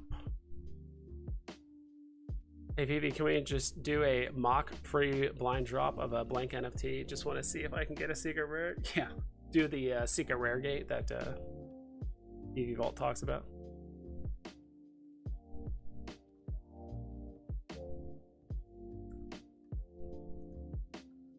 Vibes, you are so slow on chat. Yeah, sometimes I rant and rave. Dude, not as slow as some other content creators on chat, I will say that. I didn't like Reaver. Her acting was I know you mean raging, very one-dimensional. I agree. I found if there's some sort of movie announcement or a second season of a thing on Veve, the older thing pumps hard for like half a day and then dumps just as fast. Yeah. And the other reason, like, people will buy it because they think other people, like, people that are buying it don't even want it. They just think other people want it and then they dump it before. It's like, that's just how it works.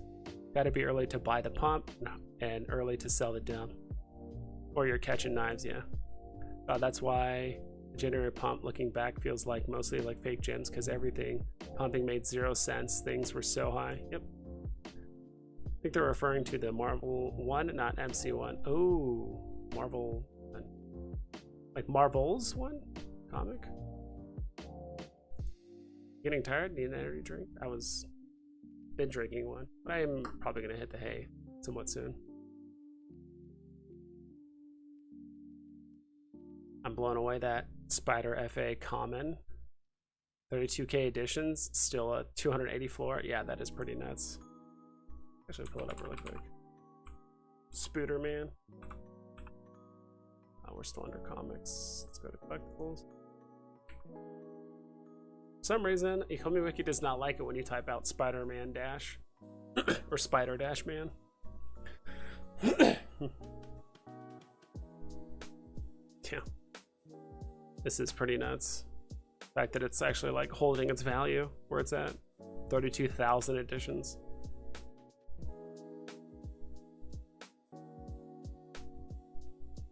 You know, and that's the thing when we're talking about the Notorious God. Yeah, I mean, that's the truth though. A lot of us genuinely thought Veve was getting 20 to 30,000 new users a day, and there's a shit ton of people coming into Veve because of the holidays. You know, everyone's telling their brother, cousin, dad, mom, uncle, nephew, like everyone about Veve. They're showing it off. People are buying in, and I really thought that was part of the pump. Like, oh my god, we're just having hundreds of thousands of new users coming on at Veve. They're buying, they're interested, and you know, clearly it kind of wasn't the case, but so things were just different back then. And plus, FOMO is FOMO is the biggest thing on Veve, or just pretty much any crypto NFT thing. Like, don't get me wrong, but it's doing a pretty good job of holding its value. Actually did slip below 200 briefly. I think that seems to be the target for a lot of whales and or users, that if it slips below 200, people are going to scoop it. I was thinking about Marvel's one, not Marvel Comics. Yeah, let me pull it up. I know I was being corrected. Marvel. What was the original question? Was it like the common or?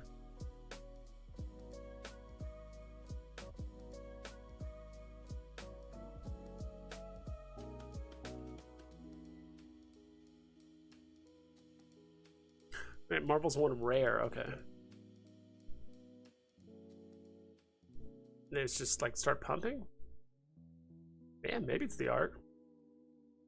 Some people are kind of speculating too that, you know how we have the comics have the Golden Age, Silver Age, Bronze Age, like based on when they were released. Some people think we could get that on Veve in the sense of, like, of course, Marvel Comics #1 would be Golden Age in real life, and of course on Veve because it was the first one. But some people are thinking that, like, maybe the first 50 comics that were released is the Golden Age, and then like the next 50 is the Silver Age, and the next 50 is the Bronze Age. You know, however they want to do it. So the fact that Marvel's comic was one of the first ones on Veve, one of the early ones, not the first, but one of the early ones on Veve. People think like, well, this could be part of the kind of like Golden Age of comics that was released on Veve. I don't know if it would go that far, but it could be the art. I genuinely don't know. Or it could just be one of those really one-off things that the listings got so low and the price got so cheap that it took, what, 16 to 14.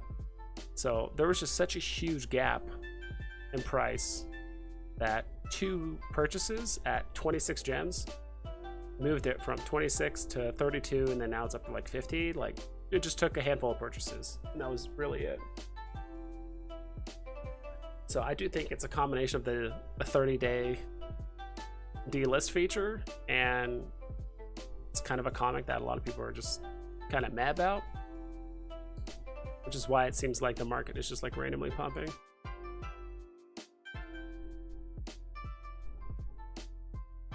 Yeah, it's...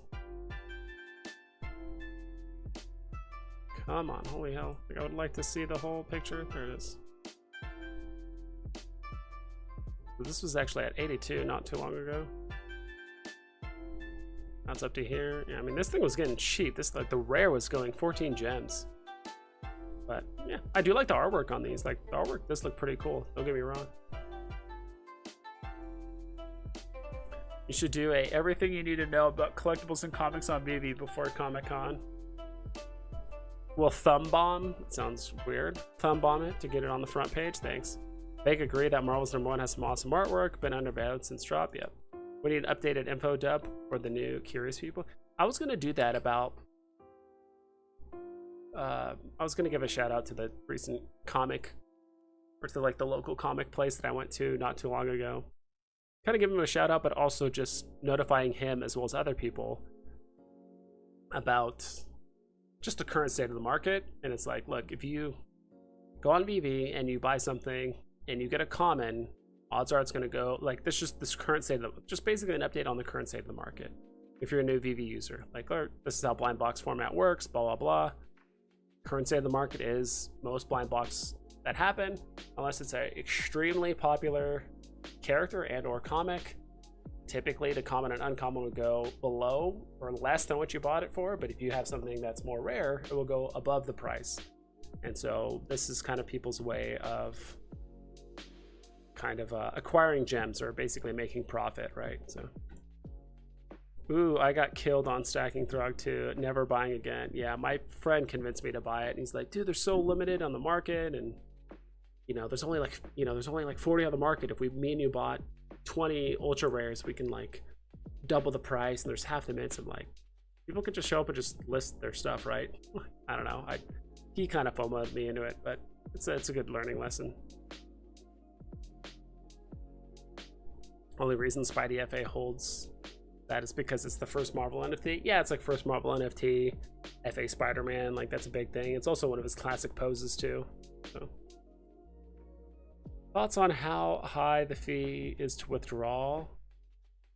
Thousands out. It's like $250 for 2K. Well, it's 10%, right? Plus whatever fees the bank kind of make you do. So the 10% fee is through the whatever is the company that is cashing us out, and then the extra 50, sounds like the extra 50 gems that you're talking about is like through the bank or whatever. So yeah, it's going to be slightly more than if you take out I mean, 2K is not a small amount, but it's like, yeah, relatively, yeah, that's going to be the fees. It's going to be like 250.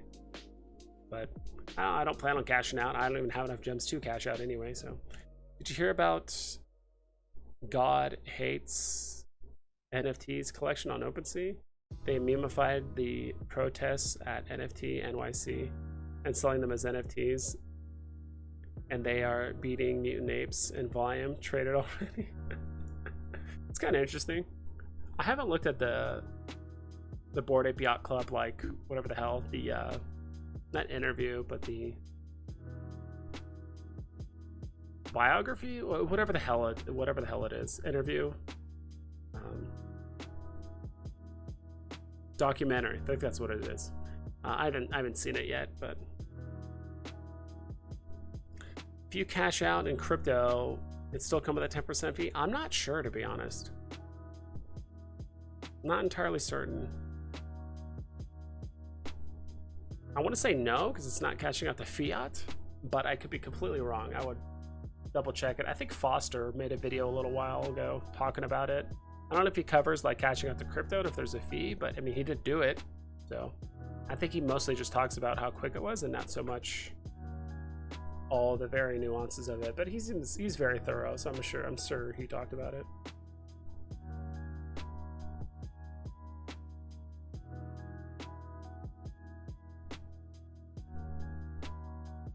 Man, you guys are up late. It's almost 1 a.m. here. This is West Coast too, so all of you guys that are on the East Coast, it's what, 2, 3, 4 o'clock in other places of the US? Yeah, it does? Okay, I figured it would.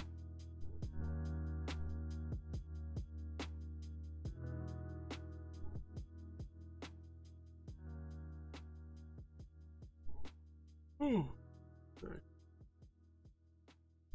Now I'm getting tired.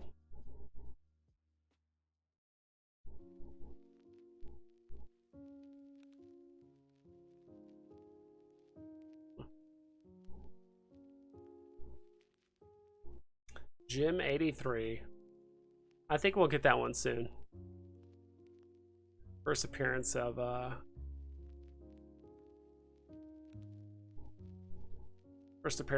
Thor. That's gonna be interesting. I think they said yes on the way of cashing out. Boo. Someone ripped Bored Ape's OpenSea page and NFT and made 5 mil. Yeah, I heard there was some like security breach with like OpenSea, and then I don't know all the nuances of it. It's kind of hard to keep up with all these projects and all the drama and information and articles and all that stuff. I probably should, but that's part of the reason why I'm not on OpenSea. Like, it's just too much shit. Someone took like 2K out in ETH and has a 250-ish fee. Yeah, so 10% is 200, and then whatever the rest of the fee is, I don't know what the extra $50 is. I figured if you're cashing out the fiat, like if you're doing a direct deposit to your bank account, there's the 10% fee through the company that's doing the cash out, and then the bank wire transfer fee, which is usually $50 or less, depends. Zombie Attack News, Callie here, yeah. I think Veve is trying to recoup that Apple fee. Apple fee plus all the fake gems that were used on Veve. Like literally probably millions of dollars worth of gems being moved and traded around that were not backed by, that was not actually backed by money. 2:42 a.m. in Texas, couldn't sleep anyways. Holy shit. 4 a.m. Easter here, 3:43 here. Monster had me amped all day. I feel you, Tony. Same thing. Try not to talk too loud because my roommate is next door and I think he's trying to sleep, so I'm not trying to be too loud. But yeah.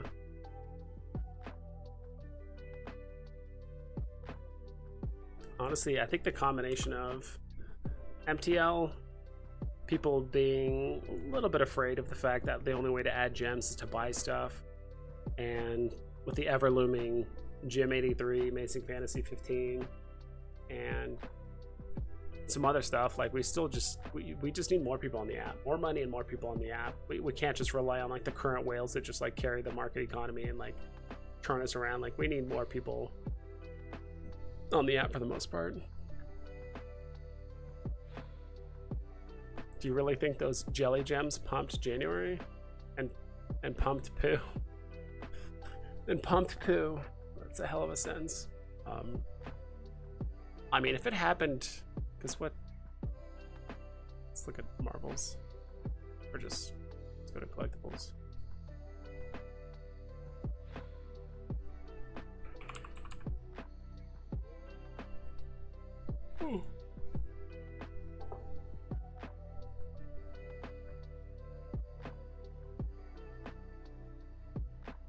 Jesus Christ.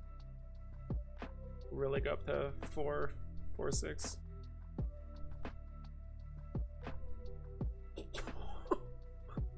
What? Why 300 listings of Todd?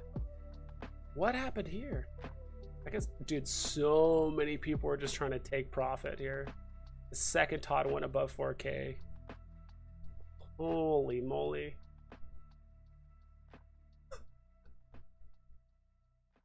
That is absurd to see.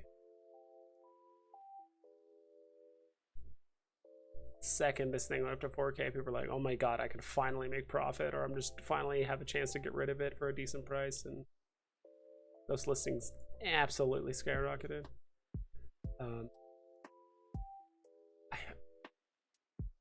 I do think the fake gems probably played a part in January. I mean, it just makes sense. I mean, that little secondary pump we had like later just doesn't make sense.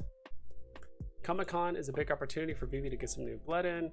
Could do a Comic-Con exclusive promo code where you get a free comic or something, and that would open the doors. I think so too. I think they're gonna do a promo code for like all the people there, and that's a good way to get some gems in their accounts, right? Like, yeah, here's an exclusive comic NFT, and those new people come in, they sell it for a couple hundred gems, and all of a sudden now they can play the next 20 or 30 comics just fine. Man, Todd is a piggy bank at this point. Same with Superman. Yeah, I think it's just stacked way too much right now. Wow, Todd listings. Yeah, look at that. Did anything happen to that guy that pumped those jelly gems? I never heard that term. People call it jelly gems. Never heard that term. I have no idea what happened to the guy. What are you stacking now? Honestly, nothing, Justin. Right now, I'm just holding off. I do think things are going to get a bit lower. To be quite honest, I'm also just kind of holding off for some comic drops this month. Buddy of mine spent 5K plus on Todd, sold for 2,500. Then within 24 hours went to 4K. We assumed Todd was going to drop, but went up fast. Yeah, it happens. That's why I liquidating grails is fucking scary, because those are the very first things that pump, and then you can have stuff like this that happens literally in less than a day. Prices more than double in less than a day. Why they gotta do Todd like that? Dude, I mean, people have been stacking Todd forever, dude. Let's go to max here. Hopefully this won't make the app or this market screen explode.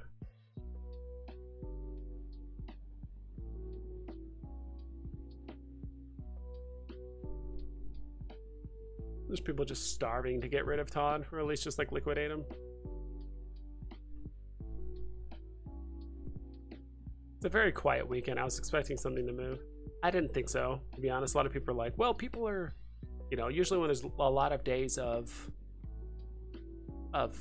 no drops and stuff, like people just start buying. But like, I think we're talking December through April times. Like, it's May, June, July. Like, it's things that people are accumulating, and if they do it secretly, yeah, not entirely sure. Oof, slow bleed. This is about when I joined Veve. October, when was the very first drop? I joined like literally 2 days before. I joined like a day or two before this drop, so it was November 7th. Okay, so November 7th is when I actually joined Veve. Like November 5th, or probably. I don't know what the hell I was doing. I had a chance to buy Todds and Rizzos from the store. When I started, I chose Joe Mad. FML.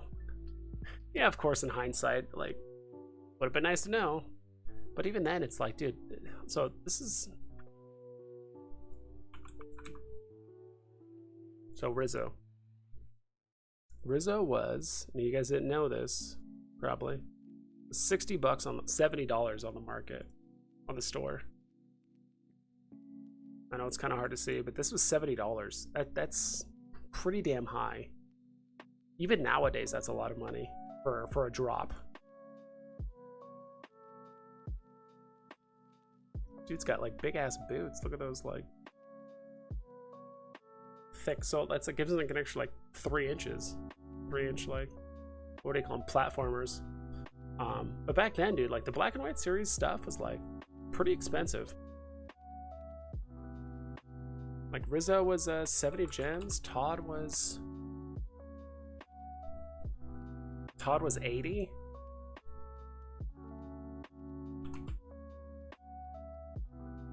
Joe Mad was, this is the box price too. Joe Mad was 45. And then Becky Cloonan. Give me that Becky. Becky was 50. So yeah, it's different back then. I mean, of course, the payoff on the investment, no one would have known. This is October 2020, right? So not a lot of people knew. Like, imagine going into NFTs in 2020, late 2020. Don't know what the hell you're talking. Don't even know what the hell's going on. Don't know if the app's gonna exist, you know, 6 months from now, let alone 2 years from now. And you're investing what? Hundreds of dollars, thousands of dollars potentially, if you're like really bought into this idea. What have you vibes? Hope you're doing well. What's up, Clint? I think another pump is coming soon just because of the last whale pump. It happened out of nowhere, so I feel like it's coming again. I don't think the last pump came out of nowhere. I mean, it came about right when Veve announced the soft launch of MTL, right? They basically said, all right, everyone's getting KYC and everyone should have cash out by mid-July. Or no. Yeah, like mid-July. And at that point, the whales made their moves, or at least the current whales made their moves. Maybe some new guys stepped in, but from what we saw from Poon and Cheeks, is like not a lot of like new gems were really bought. Jamad was the only one doing a cool action pose in the set. I thought it would mean something. Dude, it's funny because back then, Veve users thought totally different of stuff. Like, there was a point where this guy, I'm sure a lot of you guys already know this guy was worth 2 Todds just because he had less mints. 1850, that's got to be worth more. Has less mints. It has to be worth more than Todd. Look at him now, 690. And this is an OG. Like I feel like most Veve OGs love Nightwing, but he's just not as popular as Batman, at least FA. Platforms, Batman's really 5'3". How tall is Batman? How tall is he really? DC officially lists Batman as being 6-figure. I'll show you guys.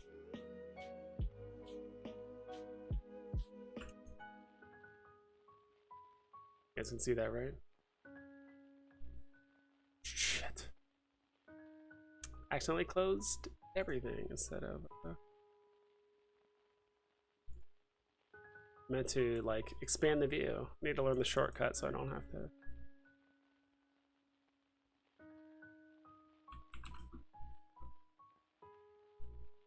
Give me a sec here again.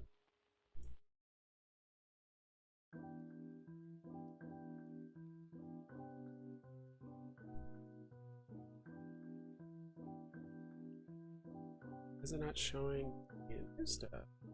So, is this?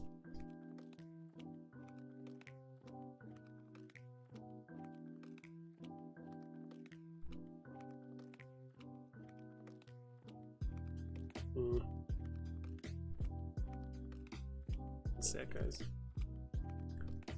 There it is. How tall is Batman? DC officially lists Batman is 6'2" tall. The average height for an adult is about 5'10", making Batman taller than average. The additional height of the costume's hallmark, pointing bat ears, Batman's size could look pretty intimidating in a dark alley. the hell is this little like picture? Comic book. Oh god, they have everything in centimeters and kilograms. I don't know what any of this means. Yeah, dude, Ben Affleck was a huge Batman. Almost fat man, if you ask me, but yeah. Lego Batman. That's funny. Christian Bale, George Clooney, Val Kilmer, Michael Keaton, Adam West, and comic book. Adam West seems pretty darn close to what comic book Batman was, but yeah, Ben Affleck Batman was big boy. I remember he looked like bigger than Superman. I'm like, what the hell? But and I was stacking Vaders like me. If I could afford them, I probably would. But yeah, got rid of all my Vaders during the recent pump. Playing a Comic-Con Catalyst. Yeah. I'm Justin.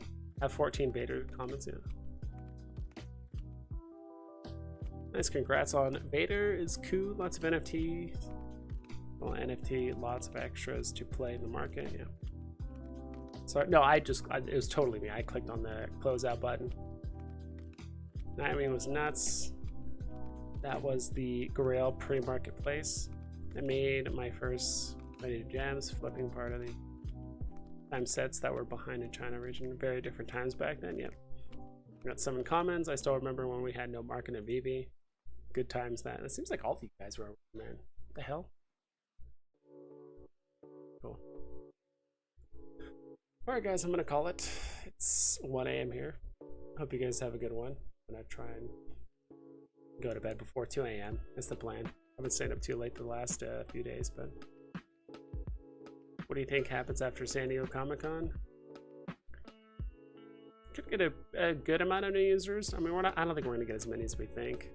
Initially, it's not like, oh, there's 100,000 viewers, 100,000 attendees, which means we're gonna get 80,000. Like, it's not everyone's gonna go specifically to the Marvel booth and look at Veve and download all the stuff. Like, you know, but we'll see.